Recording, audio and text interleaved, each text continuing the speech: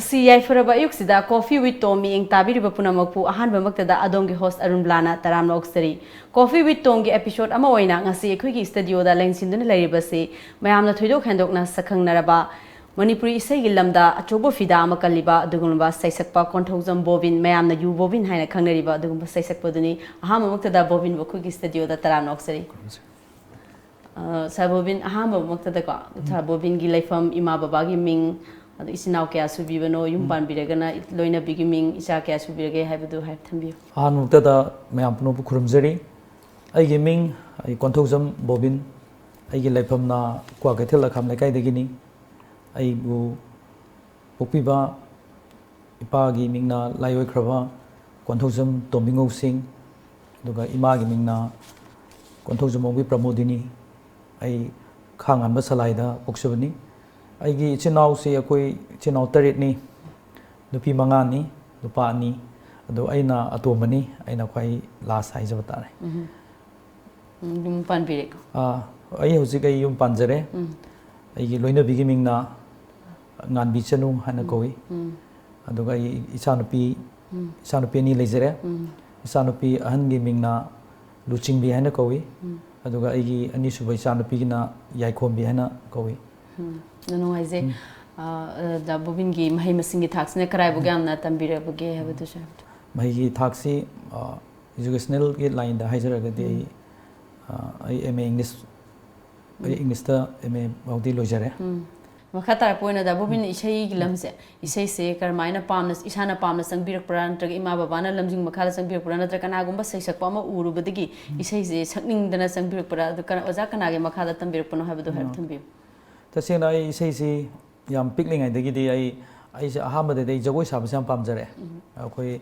lai harau daga jagoi saba degi matam amda akoi gi break dance ka toba degi BMX show ka toba ko pase ai sum angawri ngai de sum pamjare aduga ai gi amna labak phaba hai tare ai baba se khoi sei yam pame baba na matam du de ai ahama de sum English ki sei jena kha hena sum pamna di tarki aduga sei si tasengba aina akhoi dance ko masina hena pamaga aina English ki matamduda koi lekai gi lam gi akhoi sina Manipur da su koi rock band masa main linkhat pa koi manaba sing punna linkhat pa khopa maina su to matam su oiki adagi sum la aksaraga ai adai dagi dei vocalist amoina adum isai gi lambi sida di sangakre aduga aina matamduda ai han English ki sum sa amaga English ki sakpadu matamda professionally oina count tawdragasu matamda yam pamjana sum tor matungda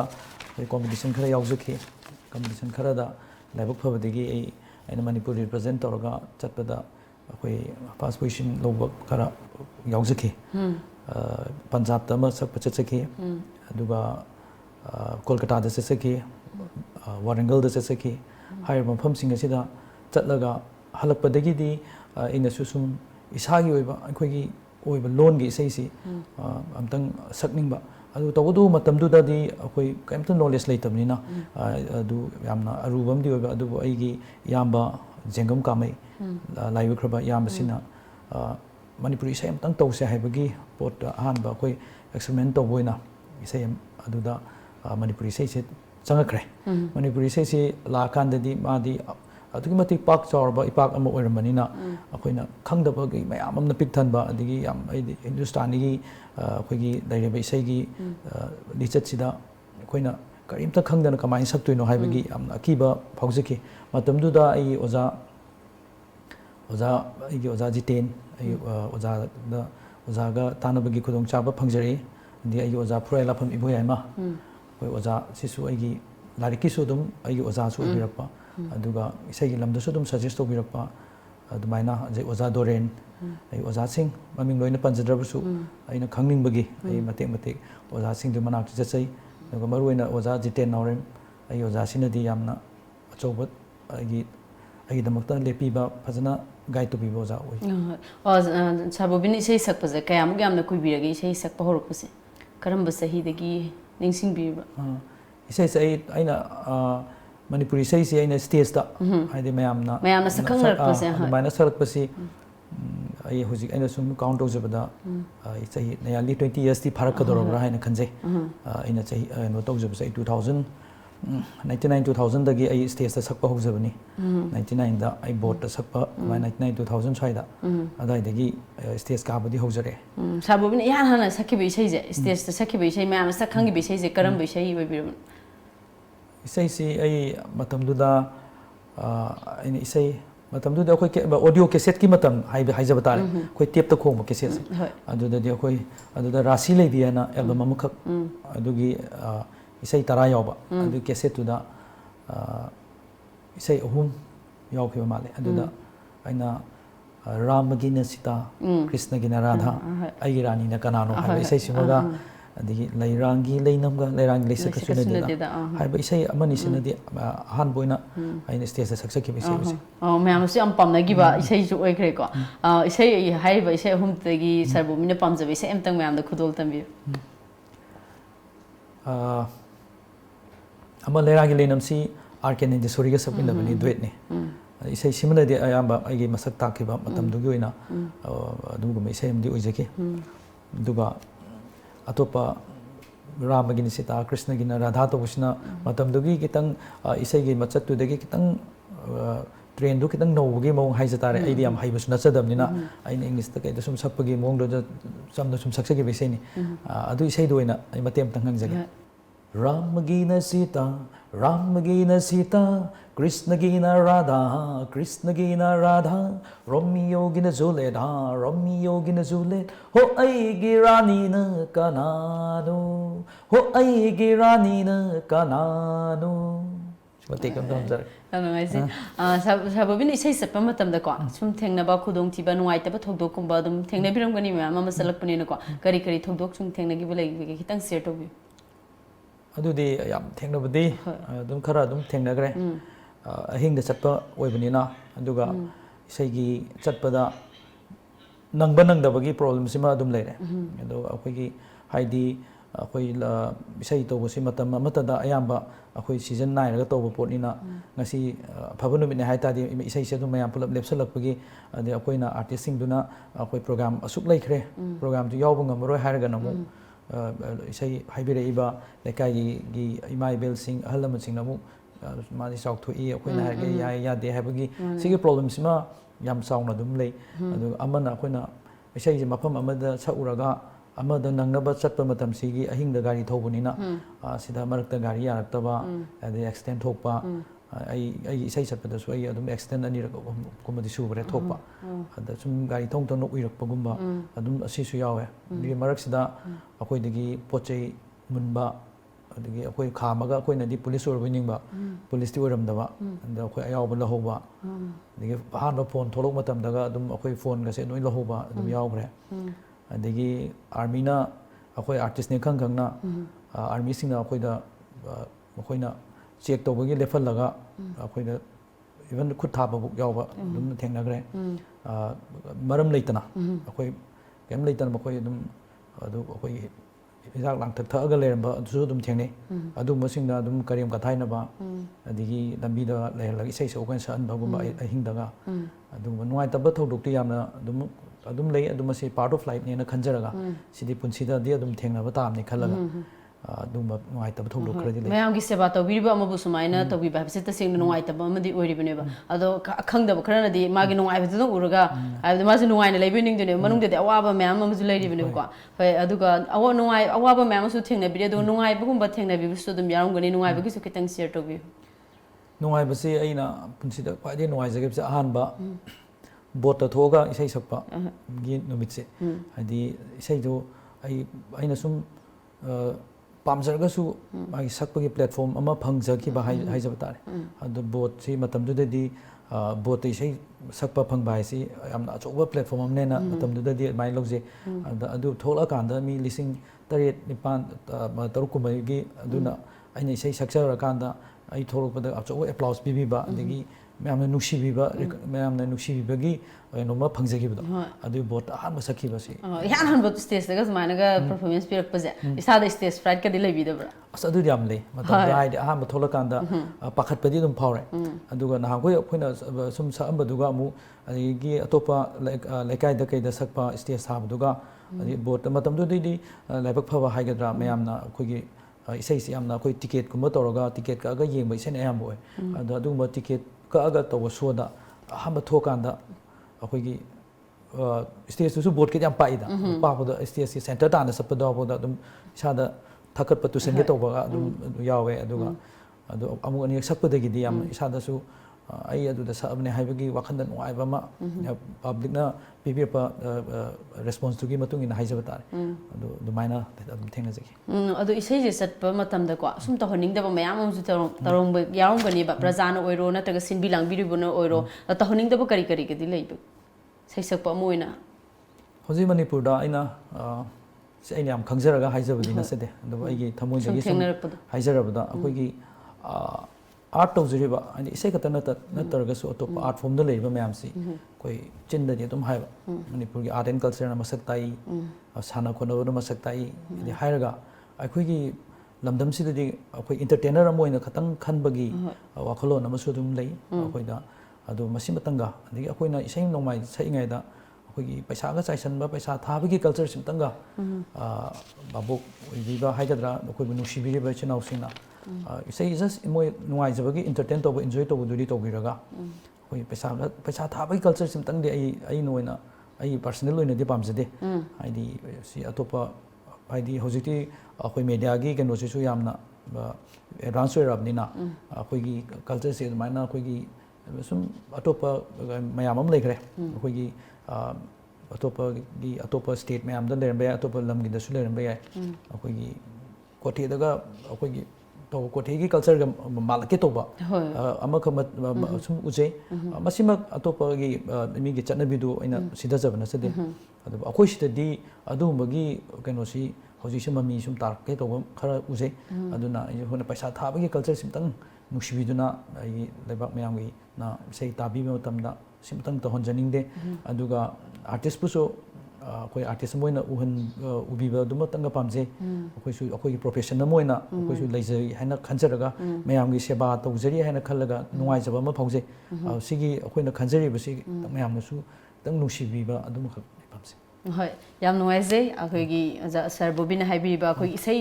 ꯊꯥꯕ ꯄꯩꯁꯥ ꯏꯁꯩ ꯊꯥꯕ ꯃꯇꯝꯗ ꯖꯨꯒꯣꯠ ꯆꯥꯗꯅ ꯊꯥꯕꯁꯨ ꯌꯥꯎꯔꯤꯕ ꯃꯁꯤ ꯅꯨꯡꯉꯥꯏꯖꯗꯦ ꯍꯥꯏꯕꯅꯤ ꯑꯗꯣ ꯃꯈꯥ ꯇꯥꯔꯛꯄ ꯑꯣꯏꯅ ꯁꯔ ꯕꯣꯕꯤꯟꯗ ꯑꯩꯈꯣꯏꯅ ꯍꯪꯖꯅꯤꯡꯉꯤꯁꯦ ꯏꯁꯩꯁꯦ ꯁꯛꯄ ꯃꯇꯝꯗ ꯑꯩꯒꯤ ꯀꯣꯟꯊꯧꯖꯝ ꯕꯣꯕꯤꯟ ꯍꯥꯏꯅ ꯆꯠꯇꯦꯕ ꯃꯌꯥꯝꯅ ꯏꯁꯩꯁꯦ ꯌꯨ ꯕꯣꯕꯤꯟ ꯍꯥꯏꯅ ꯆꯠꯂꯦꯕ ꯑꯗꯣ ꯁꯤꯕꯨ ꯅꯨꯡꯉꯥꯏꯕꯤꯕ꯭ꯔꯣ ꯀꯃꯥꯏꯅ ꯊꯣꯟꯈꯤꯕꯅꯣ ꯃꯤꯡꯁꯤꯕ ꯁꯤ ꯇꯁꯦꯡꯅ ꯑꯩꯒꯤ ꯁꯤ ꯑꯗꯨꯝ ꯅꯨꯡꯉꯥꯏꯕ ꯐꯥꯎꯖꯩ ꯍꯥꯏꯅ ꯑꯩ ꯂꯧꯖꯩ ꯃꯔꯝꯗꯤ ꯑꯩꯒꯤ ꯃꯤꯌꯥꯝꯅ ꯄꯤꯕꯤꯕ ꯑꯩꯒꯤ ꯇꯥꯏꯇꯜ ꯁꯤꯒꯅꯦꯆꯔꯅꯦꯅ ꯈꯟꯖꯔꯒ ꯑꯁꯤꯗ ꯑꯗꯨꯝ ꯑꯩ ꯀꯩꯁꯨ ꯅꯨꯡꯉꯥꯏꯇꯕ ꯂꯩꯖꯗꯦ ꯌꯨ ꯕꯣꯕꯤꯟꯁꯦ ꯌꯨ ꯏꯁꯩ ꯉꯁꯥꯏꯒꯤ ꯌꯨ ꯅꯪ ꯀꯩꯗꯧ ꯂꯩꯔꯝꯃꯤꯅꯣ ꯍꯥꯏꯕ ꯏꯁꯩꯗꯨꯗꯒꯤ ꯐꯪꯈꯤꯕ ꯇꯥꯏꯇꯜꯅꯦꯕ ꯑꯗꯨꯝ ꯍꯔꯥꯎꯅ ꯑꯗꯨꯝ ꯑꯦꯛꯁꯦꯞ ꯇꯧꯕꯤꯔꯦ ꯌꯥꯝꯅ ꯐꯖꯕ ꯇꯥꯏꯇꯜ ꯑꯣꯏꯇꯥꯔꯦ ꯑꯗꯨꯗꯤ ꯏꯁꯩꯗꯨꯗꯒꯤ ꯃꯃꯤꯡ ꯃꯌꯥꯝꯅ ꯄꯥꯝꯕꯤꯕꯗꯒꯤ ꯊꯣꯟꯈꯤꯕꯅꯦꯕ ꯑꯁꯦꯡꯕꯗꯤ ꯑꯗꯨꯒꯤ ꯏꯁꯩꯗꯨꯗꯒꯤ ꯃꯌꯥꯝꯅ ꯍꯦꯟꯅ ꯑꯩꯕు ꯃꯌꯥꯝꯅ ꯁꯛꯈꯪꯅꯕ ꯈꯪꯕꯤꯈꯤꯕ ꯑꯃꯁꯨ ꯑꯣꯏꯈꯤꯕ ꯏꯁꯩ ꯑꯃꯈꯛꯁꯨ ꯑꯣꯏꯈꯤ ꯏꯁꯩꯁꯤꯁꯨ ꯌꯥꯝꯅ ꯍꯥꯏꯗꯤ ꯌꯥꯝꯅ ꯊꯥꯖꯔꯨꯗꯕ ꯍꯥꯏꯇꯥꯔꯦ ꯑꯩꯅ ꯍꯧꯖꯤꯛꯀꯤ ꯃꯇꯝꯗꯨꯗ ꯑꯩꯈꯣꯏꯒꯤ इसे कनान इबो ꯁꯤꯒꯤ ꯏꯁꯩꯁꯤ ꯑꯩꯒꯤ ꯂꯥꯏꯕꯛ ꯐꯕ ꯍꯥꯏꯕ ꯑꯗꯨꯁꯨ ꯑꯣꯏꯖꯈꯤ ꯏꯁꯩꯁꯤ ꯇꯁꯦꯡꯅ ꯑꯩꯈꯣꯏꯒꯤ ꯑꯏꯕ ꯖꯤ.ꯁꯤ. ꯇꯣꯡꯕ꯭ꯔꯥꯒꯤ ꯅꯤꯁꯥꯒꯤ ꯄꯣꯂꯣꯏꯗꯤ ꯂꯥꯏꯊꯨꯡ ꯍꯥꯏꯕ ꯁꯩꯔꯦꯡꯗꯨꯗꯒꯤ ꯑꯩꯒꯤ ꯀꯀꯥ ꯑꯩꯈꯣꯏꯒꯤ ꯃꯣꯏꯔꯥꯡꯊꯦꯝ ꯂꯂꯤꯠ ꯑꯃꯗꯤ ꯑꯩꯒꯤ ꯕꯕꯥ ꯌꯨꯝꯅꯥꯝ ꯁꯨꯔꯦꯟ ꯑꯅꯤꯅ ꯑꯃꯨꯛ ꯏꯁꯩ ꯑꯣꯏꯅ ꯁꯦꯝꯕꯤꯔꯒ ꯑꯗꯒꯤ ꯑꯃꯨꯛ ꯑꯩꯒꯤ ꯂꯥꯏꯑꯣꯏꯈ꯭ꯔꯕ ꯑꯩꯒꯤ ꯏꯌꯥꯝꯕ आर.के. प्रवीण गिटारिस्टनी महाका पुल्लगा अमुक इसाई ओइना होजिकी यूथ मैमसिना कमाइना हाइदी खितंग पामनबा मोंग इसाइदो आइना फ्यूजन ओइना सेमजबनी हाइदी आई सिनाव मैम अमा तानाजरगा अदुना अदुगी पोटुदगी मैमना आइबु सा खंबिगेबा इसाई अमदी ओइखेना इना मैमसु याम पामजब इसाई अम ओइरिमनिना व्यूअर्स सिंगी नुवाइना इसाई अंतंग खुतोल तंबि ओके इसाई से आई तसे इसाई सिमु ꯑꯣꯏꯅꯕ ꯍꯣꯠꯅꯕꯗ ꯑꯩꯒꯤ ꯇꯤꯝꯋꯥꯔꯛ ꯑꯣꯏꯕꯤꯈꯤꯕ ꯑꯃꯗꯤ ꯑꯩꯒꯤ ꯍꯧꯖꯤꯛ ꯐꯥꯎꯕ ꯑꯩꯕꯨ ꯑꯗꯨꯃꯛ ꯁꯞꯄꯣꯔꯠ ꯇꯧꯕꯤꯕ ꯏꯌꯥꯝꯕ ꯃꯌꯥꯝꯅ ꯀꯥꯝꯁꯀꯤ ꯃꯨꯍꯤꯟꯗ꯭ꯔꯣ ꯍꯥꯏꯕ ꯏꯌꯥꯝꯕꯁꯤꯒꯤꯁꯨ ꯌꯥꯝ ꯑꯆꯧꯕ ꯔꯣꯜꯅꯤ ꯁꯤꯒꯤ ꯏꯁꯩꯁꯤꯗ ꯃꯌꯥꯝꯁꯤꯒꯤ ꯑꯆꯧꯕ ꯊꯧꯅꯥ ꯑꯗꯣ ꯃꯥꯒꯤ ꯚꯤꯗꯤꯑꯣꯒ꯭ꯔꯥꯐꯤ ꯌꯥꯝ ꯃꯇꯝꯗꯨꯗ ꯑꯩꯈꯣꯏ ꯑꯦꯜꯕꯝ ꯅꯝꯕꯁꯤ ꯑꯃꯨꯛ ꯃꯇꯝ ꯑꯃꯃꯨꯛ ꯊꯦꯡꯅꯔꯦ ꯑꯗꯨꯒ ꯑꯃꯨꯛ ꯌꯥꯔꯛꯄ ꯑꯗꯨꯀꯥꯟꯗ ꯚꯤꯖꯨꯋꯦꯜꯒꯤ ꯌꯥꯝ ꯏꯝꯄꯣꯔꯇꯦꯟꯁ ꯂꯩꯕ ꯃꯇꯝꯗ ꯏꯁꯩꯁꯦ ꯑꯩ ꯑꯌꯥꯝꯕ ꯃꯨꯍꯤꯟꯗ꯭ꯔꯣ ꯀꯥꯝꯁꯇ ꯗꯦꯗꯤꯀꯦꯠ ꯇꯧꯔꯒ ꯁꯛꯆꯩ ꯌꯨ ꯅꯪ ꯀꯩꯗꯧ ꯂꯩꯔꯝꯃꯤ ꯍꯣꯏꯌꯨ ꯌꯨ ꯅꯪ ꯀꯩꯗꯧ ꯂꯩꯔꯝꯃꯤ ꯍꯣꯏꯌꯨ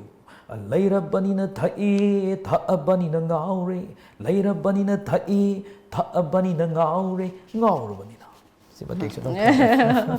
ꯗꯥꯕꯨ ꯏꯁꯩ ꯌꯨꯁꯨ ꯁꯛꯄꯤꯔꯤꯀꯣ ꯑꯗꯣ ꯀꯩꯅꯣ ꯅꯤꯁꯥ ꯅꯨꯡꯁꯥꯒꯗꯤ ꯆꯥꯕꯤꯗꯕ꯭ꯔꯣ ꯁꯥꯏꯕꯣꯕꯤ ꯑꯣ ꯁꯤ ꯀꯣꯏꯁꯟ ꯌꯥꯝ ꯐꯖꯕ ꯀꯣꯏꯁꯟ ꯑꯃ ꯑꯣꯏꯔꯦ ꯑꯩ ꯃꯔꯛ ꯃꯔꯛꯇ ꯑꯗꯨꯝ ꯀꯩꯅꯣ ꯀꯦꯖꯨꯋꯦꯂꯤ ꯑꯩ ꯁꯝꯇꯥꯏꯝꯁ ꯑꯗꯨꯝ ꯇꯧꯗꯦ ꯍꯥꯏꯕꯗꯤ ꯌꯥꯗꯕꯅꯤ나 ꯍꯥꯏꯖꯟꯕꯗꯤ ꯍꯥꯏꯖꯅꯤꯡꯗꯕꯅꯤꯅ ꯍꯥꯏꯖ ꯇꯥꯔꯦ ꯁꯝꯇꯥꯏꯝꯁ ꯑꯗꯨꯝ ꯃꯔꯛ ꯃꯔꯛꯇ ꯀꯦꯖꯨꯋꯦꯂꯤ ꯁꯨꯝ ꯌꯨꯁ ꯇꯧꯕꯒꯗꯤ ꯑꯗꯨꯝ ꯌꯥꯎꯈ꯭ꯔꯦ ꯑꯗꯨꯒ ꯏꯁꯩꯁꯦ ꯁꯛꯄ ꯃꯇꯝꯗ ꯁꯥꯏꯕꯣꯕꯤꯅ ꯁꯛꯄꯁꯦ ꯑꯌꯥꯝꯕꯅ ꯁꯣꯁꯥꯏꯇꯤꯗ ꯑꯦꯋꯦꯔꯅꯦꯁ ꯄꯤꯕ ꯏꯁꯩꯁꯤꯗ ꯍꯦꯟꯅ ꯐꯣꯀꯁ ꯇꯧꯕ ꯑꯗꯨꯝ ꯃꯌꯥꯝ ꯎꯅꯩꯕꯀꯣ ꯑꯗꯨꯝ ꯁꯤ ꯑꯇꯥꯡꯕꯅꯦ ꯇꯁꯦꯡꯃꯛꯀꯤ ꯍꯥꯏꯕꯗꯤ ꯑꯁꯤ ꯀꯔꯤ ꯋꯥꯈꯜꯂꯣꯟꯗꯩꯅꯣ ꯏꯁꯥꯅ ꯄꯥꯝꯅ ꯈꯜꯂꯤꯕ꯭ꯔꯥ ꯏꯁꯩꯁꯦ ꯑꯗꯨꯒ ꯀꯔꯤ ꯇꯧꯕꯒꯤꯅꯣ ꯑꯌꯥꯝꯕꯅ ꯁꯣꯁꯥꯏꯇꯤꯗ ꯑꯦꯋꯦꯔꯅꯦꯁ ꯄꯤꯕ ꯏꯁꯩ ꯁꯛꯄꯤꯔꯤꯕꯁꯤ ꯃꯁꯤ ꯇꯁꯦꯡꯅ ꯑꯩꯒꯤ ꯂꯥꯏꯕꯛ ꯐꯕ ꯍꯥꯏꯕ ꯇꯥꯔꯦ ꯑꯩꯒꯤ ꯑꯣꯖꯥꯁꯤꯡ ꯈꯔ ꯑꯩꯅ ꯂꯣꯏꯅꯖꯔꯨꯕ ꯑꯣꯖꯥꯁꯤꯡ ꯈꯔ ꯑꯗꯩ ꯑꯩꯅ ꯁꯨꯝ ꯑꯩ ꯂꯤꯇꯔꯦꯆꯔ ꯂꯧꯖꯔꯛꯑꯦ ꯑꯗꯨꯒꯨꯝꯕ ꯁꯨꯝ ꯇꯧꯔꯀꯥꯟꯗ ꯑꯩ ꯏꯁꯩꯁꯦ ꯑꯍꯥꯟꯕ ꯏꯪꯂꯤꯁꯀꯤ ꯁꯛꯑꯝꯃꯦ ꯑꯗꯩ ꯑꯩ ꯃꯅꯤꯄꯨꯔꯤꯒꯤ ꯁꯛꯄ ꯍꯧꯔꯛꯑꯦ ꯍꯧꯔꯛꯑꯀꯥꯟꯁꯤꯗ ꯑꯩꯅ ꯁꯨꯝ ꯈꯟꯖꯩ ꯑꯩꯅ ꯁꯨꯝ ꯍꯌꯦꯡ ꯑꯩꯒꯤ ꯏꯔꯝꯗꯝꯒꯤ ꯀꯔꯤꯒꯨꯝꯕ ꯈꯔꯗꯤ ꯑꯩꯗꯤ ꯇꯧꯕꯗꯤ ꯄꯥꯝꯖꯩ ꯁꯦꯡꯅ ꯑꯩꯒꯤ ꯏꯃꯥꯁꯨ ꯍꯥꯏꯖꯕ ꯇꯥꯔꯦ ꯑꯩ ꯏꯃꯥꯁꯨ ꯃꯌꯥꯝꯒꯤ ꯑꯦꯂꯦꯛꯇꯦꯠ ꯃꯦꯝꯕꯔ ꯑꯃ ꯑꯗꯨꯝ ꯑꯣꯏꯔꯛꯈꯤ ꯏꯃꯥꯁꯨ ꯑꯗꯨꯃꯥꯏꯅ ꯁꯣꯁꯤꯌꯦꯜ ꯋꯥꯔꯛ ꯈꯔ ꯄꯥꯝꯖꯩ ꯑꯗ ꯑꯩꯅꯁꯨ ꯏꯁꯩꯁꯤꯅ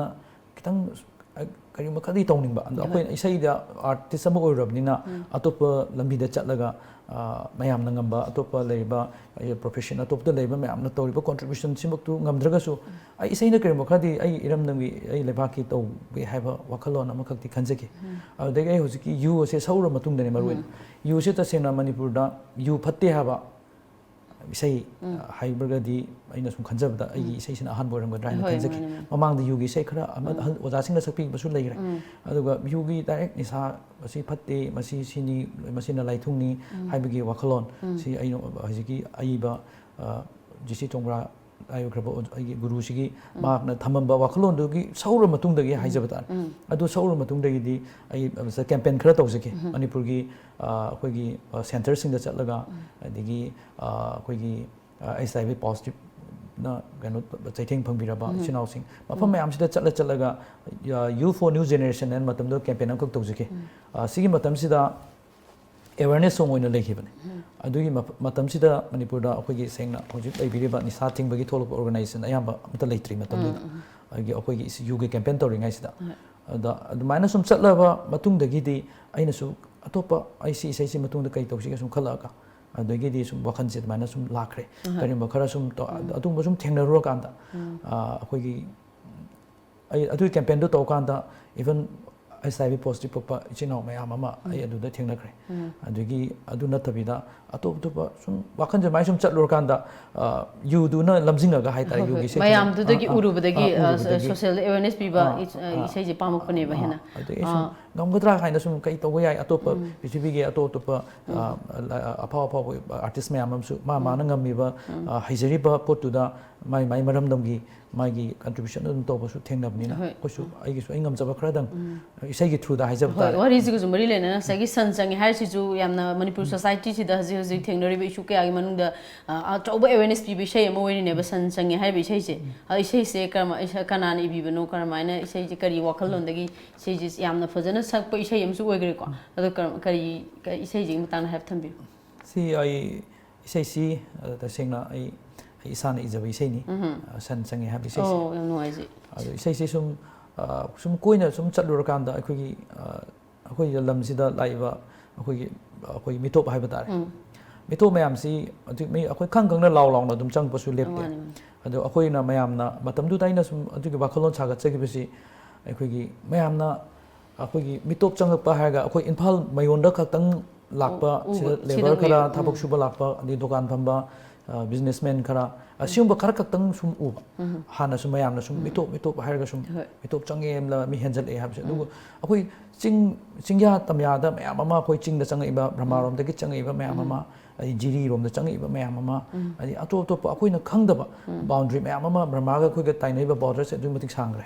adi asyum ba mayam da gi illegal immigrants mayam si akoi chang pasi gi di akoi na kasum uru da ba hai tare ano khun mayam ama tasalak ba adi atop ching gi mapam ai di yamna akoi na security fazana matik chana pi bu sungam da mapam kaya am da su mayam ama dum akoi chang pagi pochi dum laibani na ado kamaina di amu artist mo raga id politician su na se de ada akoi na mu haira ga na kai to ko pa si khala kan da aina mayang changi adu to ya da to hai ba su mu ya da ni na ai kamai to shi ge sum khala kan da akoi kai no ai sum ningchang jar pa hai ta thaina al na ga akoi san changa kan da law ba gi por ma he to ga mai sum to de wakan e san tan ba ji hingon da ka ga ma changa adi atop anti foreign kai no ma changa tar di pai pu na ta la ma hai ga adugi wakhalon du da saga charaga saksa gi bane do isai du na su kitang kari ma mayam da kitang adugi idea am kitang e akoi si smai to ro bore sahar khak ta na te chingya tamya loijing loya noi muk si da akoi mitop changa abane ha ba si gi kitang aware am tang ngam ga na try to si gi be se ne do mayam su dum nuk si bi da na hoi mayam su am pamnari angang han khak ta na loina mak na su ko isai ji mate am tang khudol tam bi hota da sansange 산상이니 아이기 인콜드 이로이 수 야오리 찡야 땀야드 산상이니 아이기 인콜드 이로이 수 야오리 찡야 땀야드 하이 하이 하이 하이 하이 하이 하이 하이 하이나 하이 이세제 나타바 아토파 사부비나 카리카리 아토파 카리키 호나비바기 hꯧji ai ai di kitang ai sano kono badi kitang pamje ado ai gi houji school lama khak su lingkhat chari art ka mari leina na gi atinga haina gi performing arts ki koi institute am khak ai gi loina biga punna ibani amar karai to go houji ki oina di koi kwa ka tel da dumak eno leijari ado koi atopa upgrade tongna bai plan tawjari ado sida koi gi isai amasung koi gi dance sai batare koi gi maybe traditional form of dance sida ayam point focus tawjaraga aduma honajari aduga ai hojujik se koi gi manipur gi traw hariba club sigi tidim road athletic union hariba club sigi ai joint secretary moina ai mayam gi su thogol tawjari Chabubin amna sana kono bu jam pambirin ta do khoina tajab ju cricketer jam thawai yawba ama sana bne na tajeba ko to cricketer ama oina kari kari lamda sana bi ai singbugi ai sei sakrangai digi ai cricket dum ai class 8 adai digi dum sana je pamjare matam du de hojiki laiba vision haiba tare cricket sina ado koi asima sana ba chakani aduma chakani habagi vision du di leiti matam du de sum pamjabagi haijaba tare ado handak luckily koi handak se manipur si koi full member haiba tare bcci gi bakada koi manipur se hojikti ranji trophy sana ba yaba gi level da su lakre ado haiba sigi tournament sina india ge domestic ki dekhai gi chaw tournament oi ado isu laiba phaba haijaba tare handak isu kolkata da manipur represent toraga ranji trophy handak sana jarui numito ai koi daw ya bhai tare match tu su kajare ado ai asem bade ai bowler oi ai spinner ni dai oina na langi ado ai numito dai wicket amadi logjare ai match tu da aduga aduma leire aduga mamang da ai bihar da masu ai sana bacharure manipur represent toraga haiba singsina ai cricket ki sumaina thamjare hoi yam nuai je ai nsa intro to gudu lan ba jane ta sem ki de habde isai lam dan dan tana sana khona bagi lam du sumai pa amine ba gun ani amat na tana yam chelamine ba adu sina ta ba si ju mathak ta ja robin da khoina album da ku ju dum uye ba komba khorba ga je ko adu acting si ju dum hai bi re ba adu film gum ba da gi khongda de ka na khan bi ba lai bi ba ai adu mati leje de ai tasena ai album da khara aina yaujabadu akhoi putin nai tare ko akhoi haidi ai album duma oina bu honor bada keno to bugi hai tare yaw da ya artist sing da sang da natraga du madagi isai du di matam magi matam amma da mai phong da matam am leibni na mai na tawjagi bani aduga ꯑꯩ ꯍꯥꯏꯗꯤ ꯑꯗꯨꯗꯤ ꯌꯥꯝꯅ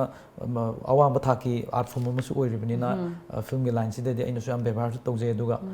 ꯁꯤꯃꯛꯇꯗꯗꯤ ꯑꯩ ꯈꯣꯡꯗꯥꯖꯒꯦ ꯍꯥꯏꯕꯒꯤ ꯋꯥꯈꯜꯂꯣꯟꯗꯤ ꯂꯩꯖꯗꯦ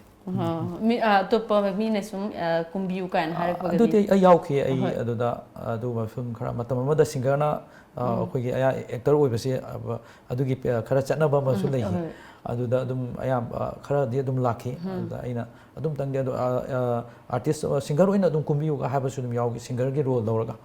ꯑꯗꯒꯤ ꯑꯇꯣꯞꯄ film ꯑꯃꯈꯛꯇꯗꯤ ꯑꯩ ꯁꯛꯄ ꯑꯃꯗꯤ ꯌꯥꯎꯈ꯭ꯔꯦ ꯄꯔꯐꯣꯔꯝ ꯇꯧꯔꯒ ꯁꯤꯡꯒꯔ ꯑꯃ ꯑꯣꯏꯅ ꯑꯗꯨꯒꯤ ꯀꯩꯅꯣꯗꯨꯃꯛ ꯀꯩꯁꯥꯝꯊꯣꯡ ꯊꯣꯏꯕꯤꯗ ꯃꯥꯜꯂꯦ ꯑꯗꯨꯒꯤ ꯐꯤꯂꯝꯗꯨꯗ ꯑꯗꯨꯒ ꯑꯗꯨ ꯅꯠꯇꯕꯗꯗꯤ ꯑꯩꯗꯤ ꯀꯌꯥ ꯀꯩꯅꯣꯗꯤ ꯇꯧꯖꯈꯤꯗ꯭ꯔꯦ ꯍꯥꯏꯗꯤ ꯑꯩꯅ ꯍꯩꯔꯣꯏꯗꯕꯅꯤ나 ꯍꯥꯏꯗꯤ ꯁ꯭ꯇꯤꯜ ꯍꯧꯖꯤꯛꯐꯥꯎ ꯏꯁꯩꯁꯤꯗꯁꯨ ꯑꯩ ꯀꯩꯁꯨꯝ ꯈꯪꯖꯗ꯭ꯔꯤ ꯍꯥꯏꯗꯤ ꯑꯗꯨꯛꯀꯤ ꯃꯇꯤꯛ ꯑꯩ ꯊꯤꯖꯤꯟꯖꯕꯁꯨ ꯑꯗꯨꯝ ꯂꯦꯞꯆꯗ꯭ꯔꯤ ꯑꯗꯨꯒ ꯍꯣꯠꯅꯒꯗꯕꯁꯨ ꯃꯌꯥꯝ ꯂꯩꯔꯤꯕꯅꯤꯅ ꯑꯇꯣꯞꯄ ꯑꯃꯨꯛ ꯂꯥꯝꯕ ꯑꯩ ꯇꯧꯖꯅꯤꯡꯗ꯭ꯔꯦꯅ ꯍꯣꯏ ꯋꯥꯔꯤꯁꯨ ꯌꯥꯝ ꯅꯨꯡꯉꯥꯏꯔꯦ ꯑꯗꯨꯒ ꯋꯥꯔꯤꯁꯦ ꯁꯨꯝ ꯈꯤꯇꯪ ꯅꯥꯊꯩꯖꯔꯒ ꯁꯣꯁꯤꯌꯦꯜ ꯃꯤꯗꯤꯌꯥꯔꯣꯝꯗ ꯂꯥꯛꯆꯔꯒ ꯑꯩꯈꯣꯏ ꯍꯧꯖꯤꯛ ꯃꯅꯤꯄꯨꯔꯗ ꯐꯦꯁꯕꯨꯛ ꯌꯨꯇ꯭ꯌꯨꯕ ꯑꯗꯩ ꯋꯥꯆꯦꯞ ꯌꯥꯝꯅ ꯁꯣꯁꯤꯌꯦꯜ ꯃꯤꯗꯤꯌꯥꯁꯤꯗ ꯌꯥꯝꯅ ꯏꯍꯧ ꯑꯃ ꯑꯣꯏꯅ ꯃꯌꯥꯝꯅ ꯁꯤꯖꯤꯟꯅꯔꯤꯕ ꯃꯁꯨꯃꯥꯏꯅ ꯑꯩꯈꯣꯏꯒꯤ ꯁꯣꯁꯤꯌꯦꯜ ꯃꯤꯗꯤꯌꯥ ꯃꯌꯥꯝ ꯊꯣꯛꯂꯛꯄꯁꯦ ꯀꯔꯤ ꯃꯣꯠ ꯂꯩꯕꯤꯕꯒꯦ ꯃꯁꯤꯗꯤ ꯇꯁꯦꯡꯅ ꯑꯩꯗꯤ ꯌꯥꯝꯅ ꯑꯩꯈꯣꯏꯁꯨ ꯌꯥꯝꯅ ꯆꯥꯎꯈꯠꯄꯒꯤ ꯂꯝꯖꯦꯜꯁꯤꯗ ꯑꯩꯈꯣꯏꯁꯨ ꯈꯔ ꯃꯤꯀꯞ ꯊꯣꯛꯂꯛꯑꯕ ꯍꯥꯏꯕꯗꯨꯅ ꯍꯦꯟꯅ ꯑꯩ ꯂꯧꯖꯅꯤꯡꯉꯤ ꯁꯤꯗꯤ ꯑꯗꯨꯛꯀꯤ ꯃꯇꯤꯛ ꯑꯩ ꯊꯥꯒꯠꯆꯅꯤꯡꯉꯤ ꯑꯗꯣ ꯀꯅꯥꯒꯨꯝꯕꯅ ꯃꯤꯑꯣꯏꯕꯒꯤ ꯄꯣꯠ ꯈꯨꯗꯤꯡꯃꯛꯀꯤ ꯑꯐ ꯐꯠꯇ ꯂꯩꯕꯅꯤꯅ ꯀꯅꯥꯒꯨꯝꯕ ꯈꯔꯅ ꯃꯤꯁꯌꯨꯁ ꯑꯣꯏꯅ ꯇꯧꯔꯀꯥꯟꯗ ꯂꯥꯟꯅ ꯁꯤꯖꯤꯟꯅꯔꯨꯔꯒ ꯑꯗꯨꯈꯛꯀꯤ ꯋꯥꯅꯤ ꯑꯗꯨꯒ ꯁꯤꯗꯤ ꯑꯩꯈꯣꯏꯅ ꯌꯥꯝ ꯊꯤꯅ ꯍꯧꯖꯤꯛꯇꯤ ꯇꯦꯛꯅꯤꯀꯦꯜꯂꯤ ꯑꯩꯈꯣꯏ ꯌꯥꯝꯅ ꯁ꯭ꯇꯦꯖꯁꯤ ꯌꯥꯝꯅ ꯑꯋꯥꯡꯕ ꯊꯥꯛꯇ ꯊꯥ ꯂꯩꯕꯥꯛ ꯀꯥꯟꯅꯔꯕ ꯃꯇꯝ ꯊꯥꯗꯒꯤ ꯍꯦꯟꯗꯣꯛꯇꯅ ꯑꯇꯣꯞ ꯑꯇꯣꯞꯄ ꯃꯌꯥꯝ ꯂꯥꯛꯑꯕ ꯃꯇꯝꯅꯤꯅ ꯑꯩꯈꯣꯏ ꯃꯁꯤꯗꯤ ꯑꯩꯈꯣꯏ ꯁꯤꯒꯤꯗꯤ ꯑꯩꯈꯣꯏ ꯌꯥꯝ ꯊꯤꯅ ꯏꯝꯄꯣꯔꯇꯦꯟ ꯑꯣꯏꯕ ꯄꯣꯠ ꯑꯃꯈꯛꯅꯦꯁꯨ ꯈꯜꯂꯤ ꯁꯣꯁꯤꯌꯦꯜ ꯃꯤꯗꯤꯌꯥ ꯑꯗꯣ ꯁꯤꯒꯨꯝꯕꯁꯤꯗꯤ ꯑꯩ ꯇꯁꯦꯡꯅ ꯑꯩ ꯄꯣꯖꯤꯇꯤꯕ ꯑꯣꯏꯅ ꯑꯩ ꯊꯝꯖꯒꯦ ꯍꯣꯏ ꯑꯩꯈꯣꯏꯒꯤ ꯃꯌꯥꯝ ꯁꯦꯂꯤꯕ꯭ꯔꯤꯇꯤ ꯑꯃ ꯑꯣꯏꯔꯛꯄ ꯃꯇꯝꯗꯗꯤꯀꯣ ꯉꯁꯥꯏꯒꯤ ꯁꯣꯁꯤꯌꯦꯜ ꯃꯤꯗꯤꯌꯥꯗ ꯇ꯭ꯔꯣꯜ ꯇꯧꯕ ꯁꯤꯙꯕ ꯑꯗꯨꯒꯨꯝꯕ ꯃꯌꯥꯝ ꯑꯃ ꯊꯦꯡꯅꯩꯌꯦꯕꯀꯣ ꯑꯗꯣ ꯁꯔ ꯕꯣꯕꯤꯟꯒꯤ ꯂꯥꯏꯐꯇꯒꯗꯤ ꯁꯨꯝꯕꯁꯦ ꯇ꯭ꯔꯣꯜ ꯇꯧꯕ ꯃꯤꯅꯒ ꯁꯤꯙꯕꯁꯦ ꯊꯦꯡꯅꯕꯤꯈꯤꯗꯕ꯭ꯔꯥ ꯃꯁꯤ ꯑꯗꯨꯝ ꯌꯥꯎꯏ ꯑꯩꯈꯣꯏ ꯏꯁꯩꯗꯒꯁꯨ ꯑꯇꯣꯞꯄꯒ ꯚꯔꯖꯟ ꯑꯇꯣꯞꯄꯒ ꯍꯥꯞꯆꯤꯜꯂꯛꯑꯒ ꯀꯔꯤꯝ ꯀꯊꯥꯏ ꯍꯥꯏꯗꯤ ꯑꯩꯅ ꯏꯁꯩꯗꯤ ꯑꯩꯒꯤ ꯑꯗꯨꯝ ꯑꯣꯏꯖꯕ ꯑꯗꯣ ꯀꯅꯥꯒꯨꯝꯕ ꯑꯃꯅꯒ ꯃꯌꯦꯛꯇꯒ ꯑꯩꯈꯣꯏ ꯇꯥꯕ ꯅꯨꯡꯉꯥꯏꯇꯕ ꯑꯗꯒꯤ ꯄꯤꯛꯆꯔꯗꯒꯁꯦ ꯑꯇꯣꯞ ꯑꯇꯣꯞꯄꯒ ꯍꯥꯞꯆꯤꯜꯂꯛꯄ ꯁꯤꯒꯨꯝꯕ ꯑꯗꯨꯝ ꯌꯥꯎꯏ ꯑꯗꯨꯗ ꯀꯩ ꯃꯣꯠ ꯑꯗꯨ ꯂꯩꯕꯤꯕꯒꯦ ꯇꯁꯦꯡꯅ ꯃꯁꯤ ꯑꯩ ꯉꯁꯥꯏ ꯍꯥꯏꯖꯕꯗꯨꯅꯤ ꯃꯁꯤ ꯂꯥꯟꯅ ꯁꯤꯖꯤꯟꯅꯕꯁꯤꯡꯁꯤꯗꯤ ꯂꯥꯟꯅ ꯁꯤꯖꯤꯟꯅꯕꯗ ꯆꯤꯡꯉꯦꯕ ꯃꯁꯤ ꯑꯁꯤꯝꯇꯪꯗꯤ ꯇꯧꯕꯤꯒꯅꯨ ꯍꯥꯏꯖꯅꯤꯡꯉꯤ ꯃꯔꯝꯗꯤ ꯑꯩꯈꯣꯏꯁꯨ ꯃꯌꯥꯝꯒꯤ ꯁꯦꯕꯥ ꯇꯧꯖꯕ ꯊꯧꯒꯜ ꯇꯧꯖꯕꯅꯤꯅ ꯑꯩꯈꯣꯏ ꯌꯣꯛꯈꯠꯄꯤꯌꯨ ꯁꯤ ꯍꯥꯏꯖꯅꯤꯡꯉꯤ ꯑꯗꯣ ꯑꯇꯣꯞꯄ ꯍꯥꯏꯗꯤ ꯃꯤ ꯂꯣꯏꯅꯃꯛꯇꯨꯗꯤ ꯑꯩꯈꯣꯏꯅ ꯍꯥꯏꯔꯨꯕ ꯃꯈꯨꯠ ꯃꯦꯜꯂꯨꯕ ꯌꯥꯗꯕꯅꯤꯅ ꯑꯗꯣ ꯃꯌꯥꯝꯗ ꯑꯩꯗꯤ ꯍꯝꯕꯜ ꯔꯤꯀ꯭ꯋꯦꯁ ꯍꯥꯏꯖꯕ ꯇꯥꯔꯦ ꯁꯤꯒꯨꯝꯕꯁꯦ ꯑꯐꯕꯔꯣꯝꯗ ꯇꯧꯕꯤꯒꯅꯨ ꯁꯤꯖꯤꯟꯅꯕꯤꯌꯨ ꯑꯗꯨ ꯍꯥꯏꯕꯅꯦꯕ ꯁꯤ ꯈꯛꯇꯪ ꯍꯥꯏꯖꯅꯤꯡꯉꯤ ꯌꯥꯝ ꯅꯨꯡꯉꯥꯏ ꯋꯥꯔꯤꯁꯨ ꯌꯥꯝ ꯅꯨꯡꯉꯥꯏꯔꯦ ꯉꯥꯏꯍꯥꯛ ꯄꯣꯊꯥꯕ ꯑꯣꯏꯅ ꯑꯇꯦꯟꯕ ꯕ꯭ꯔꯦꯛ ꯑꯃꯇꯪ ꯂꯧꯖꯔꯤ ꯂꯥꯛꯂꯤꯕ ꯇꯥꯡ 22 ꯌꯥꯎꯁꯪ ꯃꯔꯤꯅꯤ ꯆꯟꯕ ꯅꯨꯃꯤꯠꯇ ꯏꯚꯦꯟꯠ ꯃꯦꯅꯦꯖꯃꯦꯟꯠꯅ ꯁꯤꯟꯖꯗꯨꯅ ꯌꯥꯎꯁꯪ ꯀꯨꯝꯍꯩ ꯍꯥꯏꯅ ꯃꯤꯡꯊꯣꯟꯖꯕ ꯊꯧꯔꯝ ꯑꯃ ꯄꯥꯡꯊꯣꯛꯆꯒꯗꯧꯔꯤ ꯍꯞꯇꯥ ꯀꯥꯡꯖꯩꯕꯨꯡꯗ ꯃꯅꯤꯄꯨꯔ ꯏꯚꯦꯟꯠ ꯃꯦꯅꯦꯖꯃꯦꯟꯠꯅ ꯁꯤꯟꯖꯗꯨꯅ ꯅꯥꯠꯀꯤ ꯑꯣꯏꯕ ꯊꯧꯔꯝꯁꯤꯡ ꯄꯥꯡꯊꯣꯛꯆꯒꯗꯧꯔꯤ ꯅꯥꯠꯀꯤ ꯑꯣꯏꯕ ꯃꯁꯥꯟꯅ ꯀꯌꯥ ꯑꯃ ꯎꯠꯆꯒꯗꯧꯔꯤ ꯑꯗꯨꯗꯤ ꯃꯨꯛꯅꯥ, ꯊꯥꯡ ꯇꯥ, ꯁꯨꯞꯅꯪꯅꯕꯤ, ꯀꯧ ꯆꯤꯡꯕ ꯂꯣꯏꯅꯅ ꯅꯥꯠꯀꯤ ꯑꯣꯏꯕ ꯏꯁꯩ ꯀꯌꯥ ꯄꯥꯡꯊꯣꯛꯆꯒꯗꯧꯔꯤ ꯀꯌꯥꯁꯨ ꯂꯥꯛꯄꯤꯌꯨ ꯑꯩꯈꯣꯏꯁꯨ ꯉꯥꯏꯖꯔꯝꯃꯤ ꯊꯋꯥꯏ ꯌꯥꯝ ꯅꯨꯡꯉꯥꯏꯇꯕ ꯃꯥꯜꯂꯤꯗ ꯅꯤꯡꯍꯟꯅꯕ ꯇꯧꯒꯅꯨ ꯃꯤꯄꯥꯜ ꯇꯥꯡꯗꯅ ꯅꯁꯥꯒꯤ ꯍꯣꯠꯅꯖꯃꯟꯇꯅ ꯍꯤꯡꯒꯦ ꯈꯜꯂꯕꯗꯤ ꯈꯨꯗꯣꯡꯆꯥꯕ ꯀꯌꯥ ꯑꯃ ꯂꯩꯔꯤꯁꯤꯗꯤ ꯁꯦꯟꯖꯥ ꯊꯨꯝꯖꯥ ꯌꯥꯎꯗꯅ ꯏꯁꯥꯒꯤ ꯍꯨꯃꯥꯡ ꯃꯃꯜꯇꯅ ꯅꯨꯡꯉꯥꯏꯅ ꯍꯤꯡꯒꯦ ꯈꯜꯂꯕꯗꯤ ꯑꯗꯣꯝꯒꯤꯗꯃꯛꯇ ꯑꯩꯈꯣꯏ ꯂꯩꯖꯔꯤ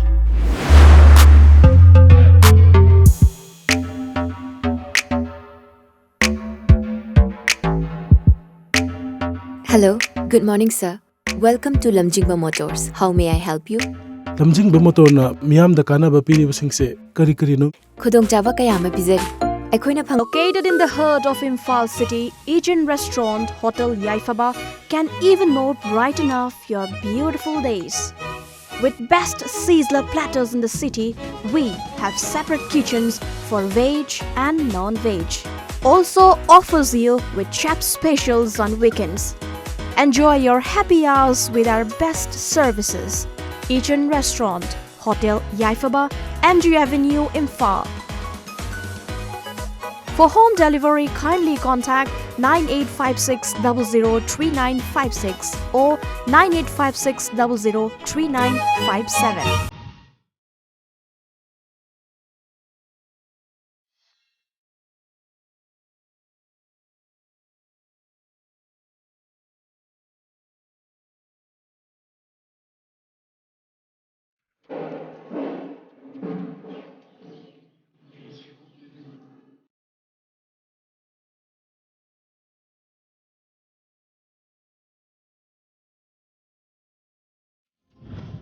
ꯑꯌꯥꯝꯕ ꯂꯧ ꯄꯣꯊꯥꯔꯁꯦ ꯍꯥꯏꯁꯦ ꯃꯩꯇꯩꯒꯤ ꯀꯩꯅꯣ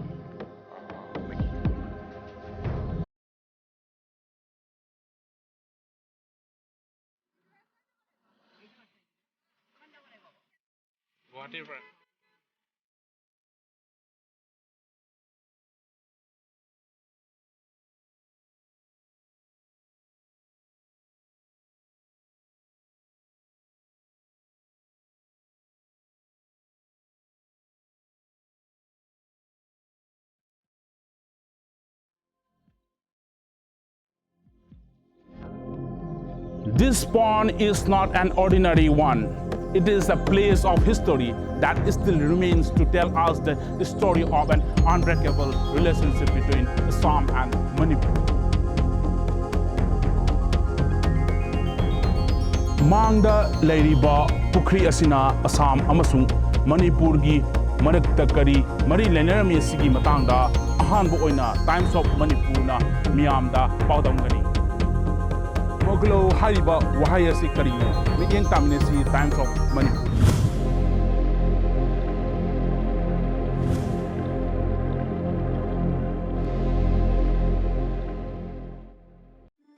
lamjingba jewelry na adom khwaidagi asengba sana khwaidagi ahongba sana asamalda fanghanjari aikhoigi service singdi inat ki oiba design sing ready made ta fanghanjari singnaningai oidraba asengba sana khaktamak pizari manung matam sana order delivery sing pizari sana asamal khwaidagi nemna logzari nomaizing numitsu adomgi service ta leizari ngasimak lengsin birau lamjingba jewelry private limited DM College Road opposite Memsi Mall Thangmaiban Imphal West email lamjingbaJewelry@gmail.com website www.lamjingbagoldbank.com contact us at 764293445 and 94029923991 Lamjingba Jewelry, good quality is our priority.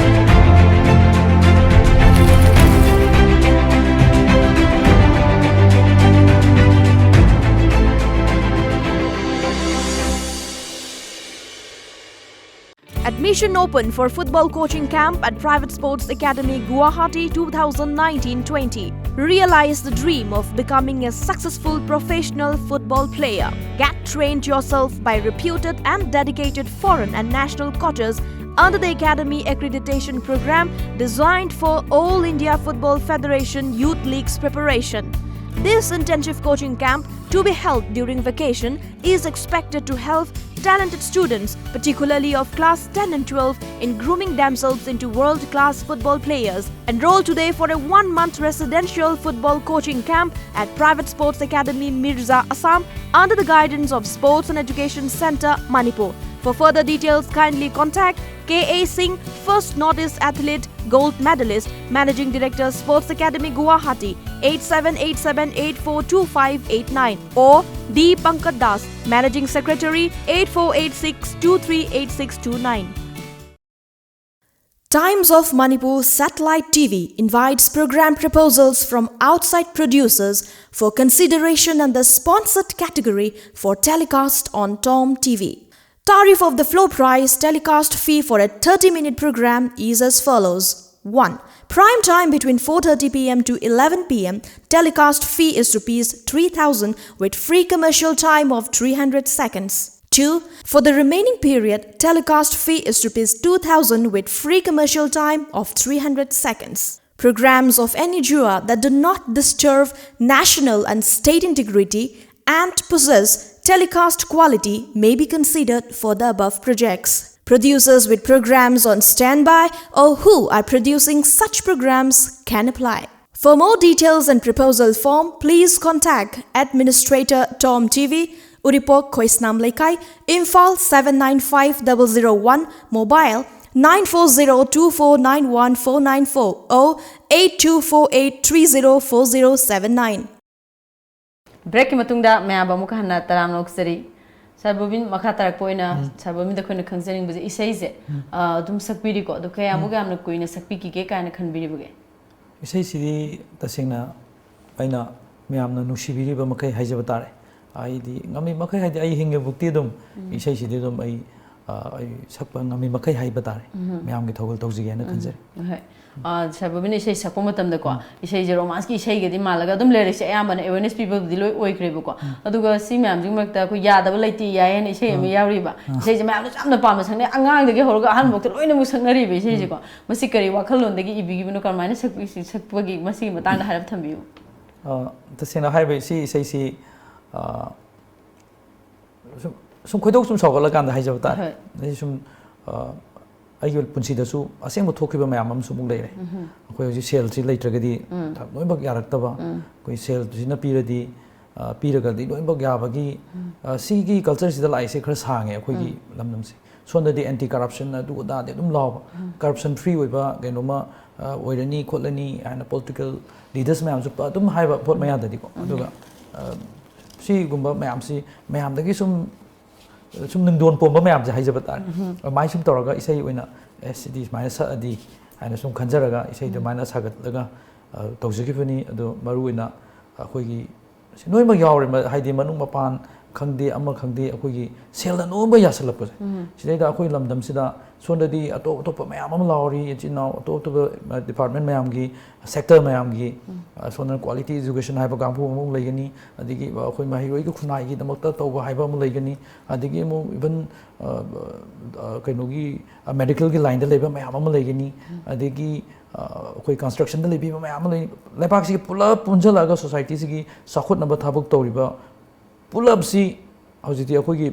kainosi ani am khangjaraga haijaba na sede koi sum prajamo sai sapa moina na sede ai sigi main ai su iramdam sida poksaba moina sigi penda ba aduga sing ba sum uraganda aduga dagi sauning gaktana haijaba tare isai si kitang adugi aina isai si main sagachagi bani akoi lam sida hojik so dum mangai hoji haibai wani akoi sel lo piradi dum loina yai akoi lamdam sida phana achumba ne na mayam gi achumba thabak tawbani hairaga achumba gi namakta wild bisar tawbani hana leiba akoi punmapu gai tawbini na leiba moi leiredi ma leiredi ai sequer oire akoi punsi se na khanba mi atu phawda sel pirga dum yaba adumba gi lamma moire akoi lamse duna mase akoi makeup thokpa matam yaure haina khanjaraga akoi gi generation di lei akoi sigi be isa ai sugi matam dadi hayeng adumba du kitang akoi thoktana ba akoi kai awareness to hu yage akoi si corruption da dum si da dum chat khirgadi akoi hayeng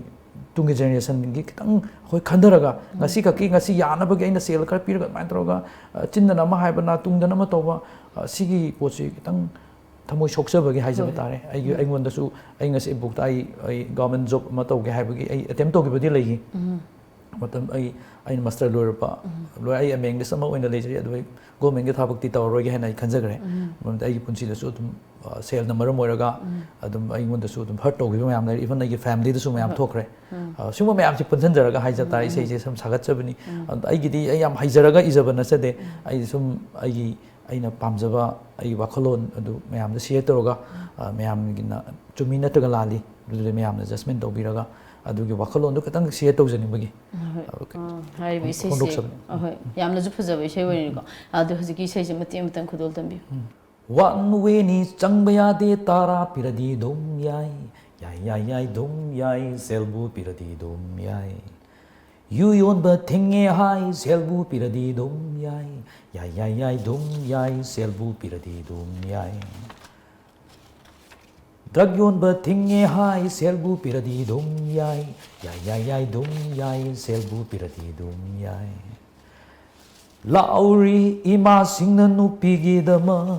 yoli somdana mama leptuna Lauri ima singna nupigi dama yoli somdana mama leptuna matik sitong saksarag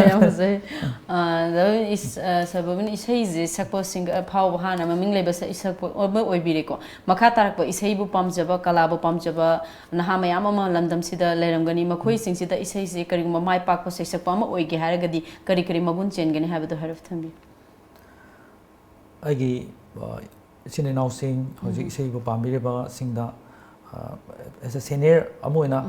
as a phau party samoina dina sede senior amoina agi sum suggest tau janing bada akoi sigi lambi sida ai discipline sa maintain to honingi koi thaksi khasi akoi iram dam sige pai puna thambiram ba hauna launcher singbo mayam si masi am important way na khanjai akoi hojikti khara khara dum wala ba gi type to ore akoi discipline si dikata kaitharak pa aduga ngai ba ba wahi sima ai ngai ba hai se yam ngai ba ngam haningi ngai ngam da ba potsi akoi gi art si form si chang padadi ngai ngam da ba hai sina maram oraga akai ba mayam ma thoi aduna adugi mathakta akoi na artist sing da ai masagi maramdam masagi nat masagi culture masi akoi isai tamba da si su dum yawbi wana ai haini akoi isai tamba sapasida adumaina sapasida masi ai tungi generation ki khalag haijabani koi isai sakpa matamda isai tawba art tawba singna su aigi background aigi history iram dam sigi aigi chatna ron aiba singbu mayam si akoi na su dum katang observe phajana tawraga singbu bagi katang wakhalon chu dum challenge ningi aduga akoi gi kitang phajana akoi gi oja guru singda akoi gi thaksi khasi gi pochi maintain tawraga aduga aina sai be sai sina iram dam gi kare makare di tawge haiba wakhan sida yam commercial oina ayam ohin janing de koi maru oina koi sel tan bagi oina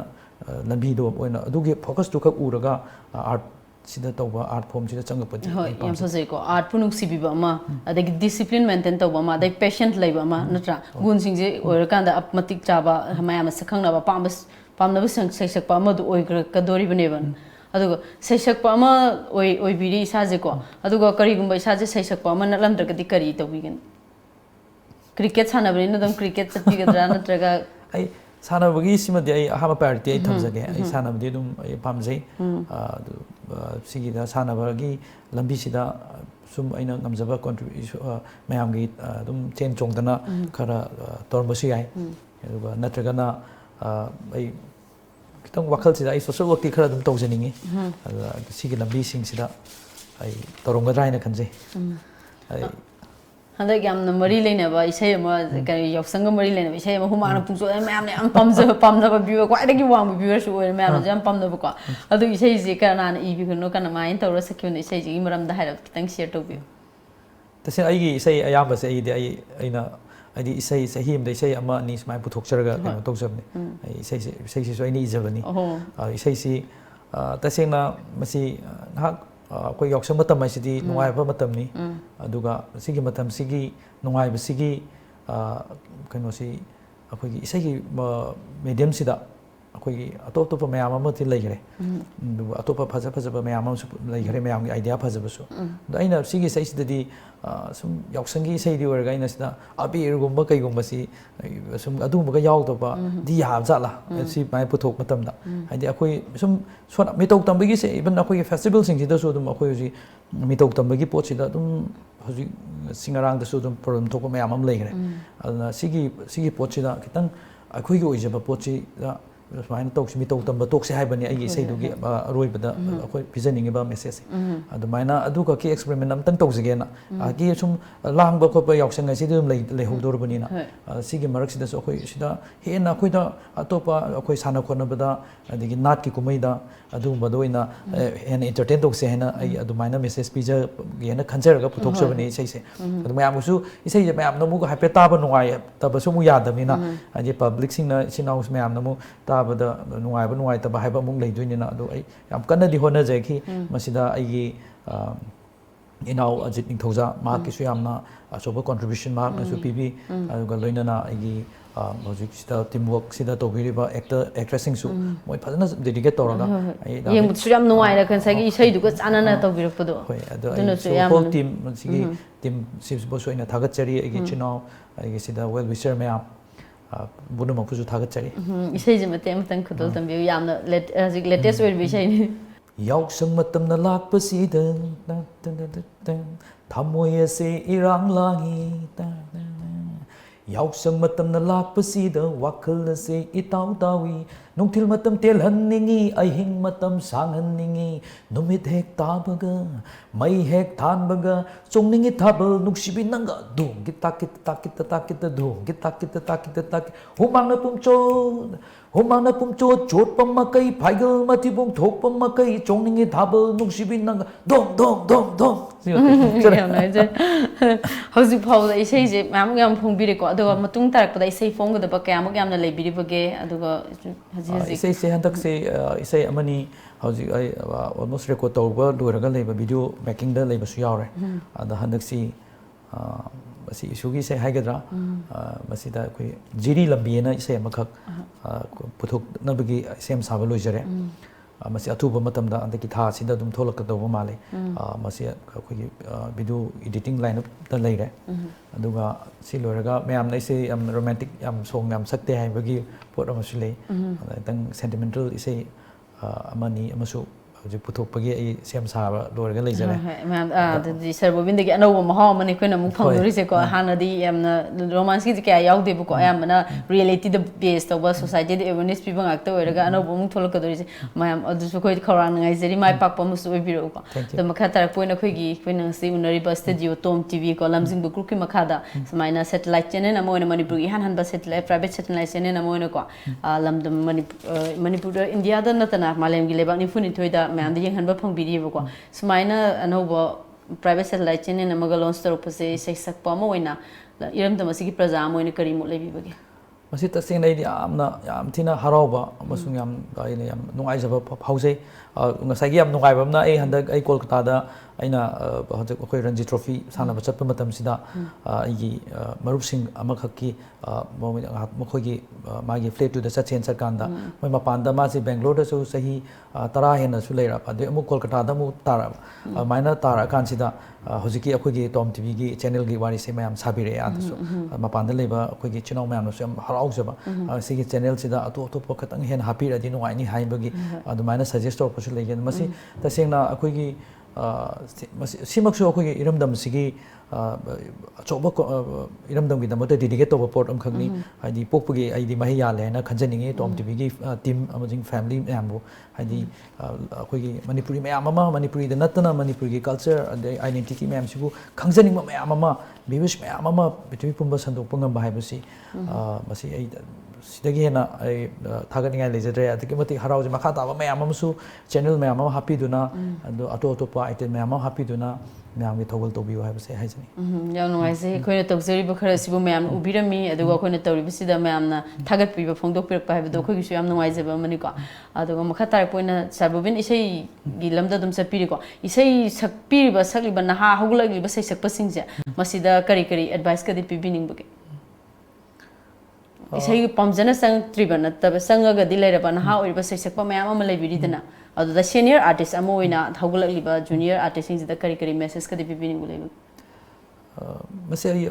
आई बाखल दा ngसा हाइजबदुनी आई तसेंग आई discipline से हमना maintain तो हनजनिंगी तौदे हाबदे न सदे मखोय अदुम हेना अखोइना अखोइगी सेंग मसी generation gap हाइगद्रा मखोइना हेना advance ओइरबा मसुंग हेना फजना सु साबा ngakतनी होजिक चंगैबा चिनाव मयाम सिदी कोइना अमुक तमजनिंगाय ओइरबा मोय गेपसु मयाम अमखक लेखरे दबि इनाव मयाम दा आई ngसाइ मिमिगी वाखलोन दि तोंगामबनिना आइगी वाखनदि अखोइगी नुसिनबा हाइसना फाइदगी ये अथोइबा मगुन्ने खंजरगा अखोई आर्टिस्ट सिंग मरक्ता अदि सिंगर सिंग अनो अनो सीनियर गा जूनियर गी मरक्ता कोई गैप से लेतनबा अदि सिगी थक्सी खासी म नायरगा अखोई अदुम चटपा सिना अखोई याम सांगना इरमदम सिगी सेवा तोबंगबा थौगल तोबंगबा ओहेंजनिगी ओइसु ओइबि वाइदुना इ हजि अनो बस आर्टिस्ट मैम दसु ओइ wish tawjare Sir Bobin makha sathajar point mathang akhoi gi handak yausang tawgibsida ko yausang thabal chongbsida akhoi nupi thiba nupa chongba yaroi khaina thingba ama thamgi ko mayamna ado masi matang da kai mot lebibage sesek bo moina masi yamna su nungai ba aduga yamna yam entertaining oiba topic haijaba tare masi aina aigi oiba personal comment si people su kitang lana su lobi dana ba mayamda aigi oiba wakholon kitang thamjarabda masi yausang kumai si akoina sona khandana kumai si akhoi mut ki gadra haibagi pakhatpa amusu leiba haide atop topa form of entertainment nai tare mayam amana changa kanda akhoi adugi changapagi sona kanda pakhatpa amusu mung leiri adui mathakta mu yausang kumai si masak thijalapagi amusu mung leiri haide atop akhoi nat ka mari leina da ba akhoi ga sum chasan na da ba mayam amana mu changjallapagi amusu mung leiri marak sida mu thaban ji mu muthalak pa taragadi haiba pot amaka aina ki jabam ka leije thaban si akoi thaban chongba sidi mayam gi voice le ni ai di nupi thijare ai thaban su chongjade ai hana haidringai degi su chongjade haji gi topic se laksingai dei so ada aina haidi siga akoi gi thaban gi kumai siga haji gi nupi thiba thida basiga di yam related to heningde ai wakhanda sigi 5 days sida akoi gi adu nataba haijaba tare atop top mayam legreba even crime sibu thoke hairagadi adu just thaban ma papa mama machimana mayam yaroga chongiba pochida akoigi masida phajana hujikti lekai gi phajana chongdaba ngaushna na chongba bawto chonghanaraktraba matam khoj mayam se yamna aware oirabani huji akoigi iramdam sigi inati pochida yamna yokhat pasida advance oirabani na adu masida angang masa mayam amasu chongi angang apik mayam so chidagi tamja hodoini apik angang mayam duna chonghogragadi anga hayeng tungdamu siga culture si simadi aidi masidadi amna problem thokpa poti ai ohen janingde thaban haiba pochidadi masi akoigi aigi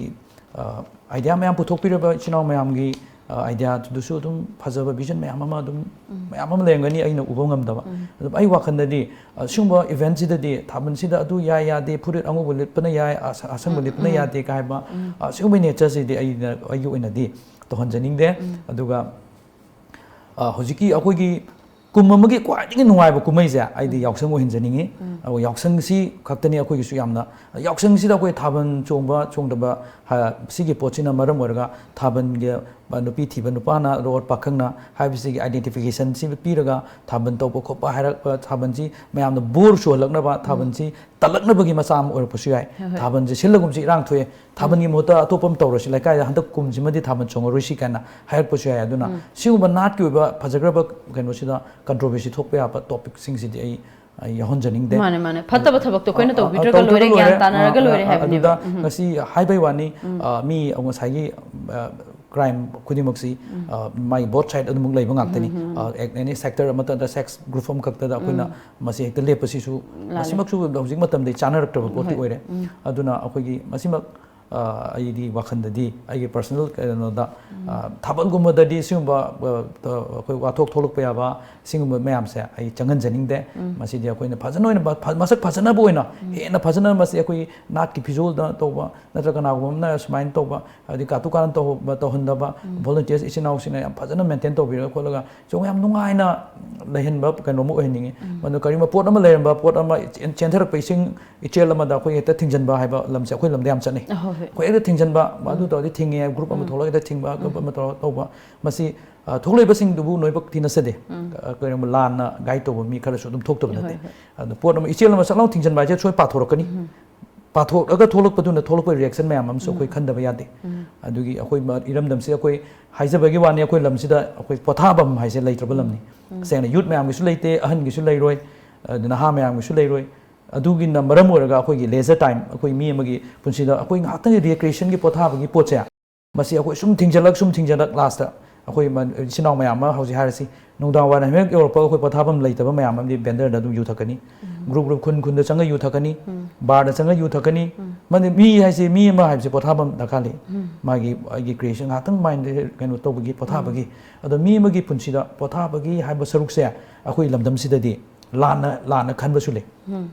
pothabam masi su a part of life masi punsida changdaba yada pothaba ise maru oi haiba se akoi masi masu kitang akoi khalan janingi aduna akoi pothaba si su maru oi punsida nupa khangde nupi khangde mi mage punsida ado pothabagi mahung si pothabam do koina yamna phajaba kaidaba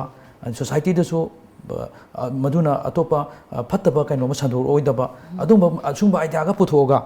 ꯑꯩꯈꯣꯏ ꯑꯗꯨꯒꯨꯝꯕ ꯇꯧꯕꯅ ꯍꯦꯟꯅ ꯐꯔꯕꯅꯦ ꯍꯧꯖꯤꯛ ꯑꯩ ꯋꯥꯈꯜꯗꯗꯤ ꯑꯗꯣ ꯄꯣꯊꯥꯐꯝ ꯈꯪꯉꯛꯇꯕꯅ ꯅꯤꯁꯥ ꯆꯥꯔꯛꯄꯒꯤ ꯃꯔꯝ ꯑꯃꯁꯨ ꯑꯗꯨꯝ ꯑꯣꯏ ꯑꯩꯈꯣꯏ ꯉꯥꯏꯍꯥꯛꯇꯪꯒꯤ ꯔꯤꯂꯦꯛꯁ ꯇꯧꯕꯒꯤ ꯄꯣꯠꯁꯦ ꯂꯩꯔꯛꯇꯕꯅ ꯑꯇꯣꯞ ꯑꯇꯣꯞꯄ ꯅꯠꯇꯕ ꯂꯝꯕꯤ ꯃꯌꯥꯝ ꯑꯃ ꯆꯠꯂꯛꯄꯒꯤꯁꯨ ꯑꯣꯏ ꯍꯥꯏꯗꯤ ꯏꯚꯟ ꯑꯩꯈꯣꯏꯗ ꯊꯤꯡꯖꯤꯟꯕ ꯈꯣꯠꯆꯟꯕ ꯍꯥꯏꯕꯁꯤ ꯉꯥꯛꯇꯔꯒꯁꯨ ꯉꯁꯥꯏꯒꯤ ꯄꯥꯊꯣꯔꯛꯄ ꯍꯥꯏꯕ ꯄꯣꯠ ꯑꯃꯁꯨ ꯂꯩꯕꯅꯤꯅ ꯑꯗ ꯃꯈꯣꯏꯒꯤ alternate ways ꯍꯥꯟꯅ ꯂꯩꯔꯒ ꯑꯩꯗꯤ ꯍꯥꯟꯅ ꯂꯝꯕꯤ ꯑꯃ ꯑꯩꯈꯣꯏ ꯁꯤꯃ ꯌꯥꯗꯦ ꯍꯥꯏꯕꯒꯤ ꯃꯍꯨꯠꯇ ꯑꯃ ꯍꯥꯟꯅ ꯀ꯭रिꯌꯦꯠ ꯇꯧꯔꯒ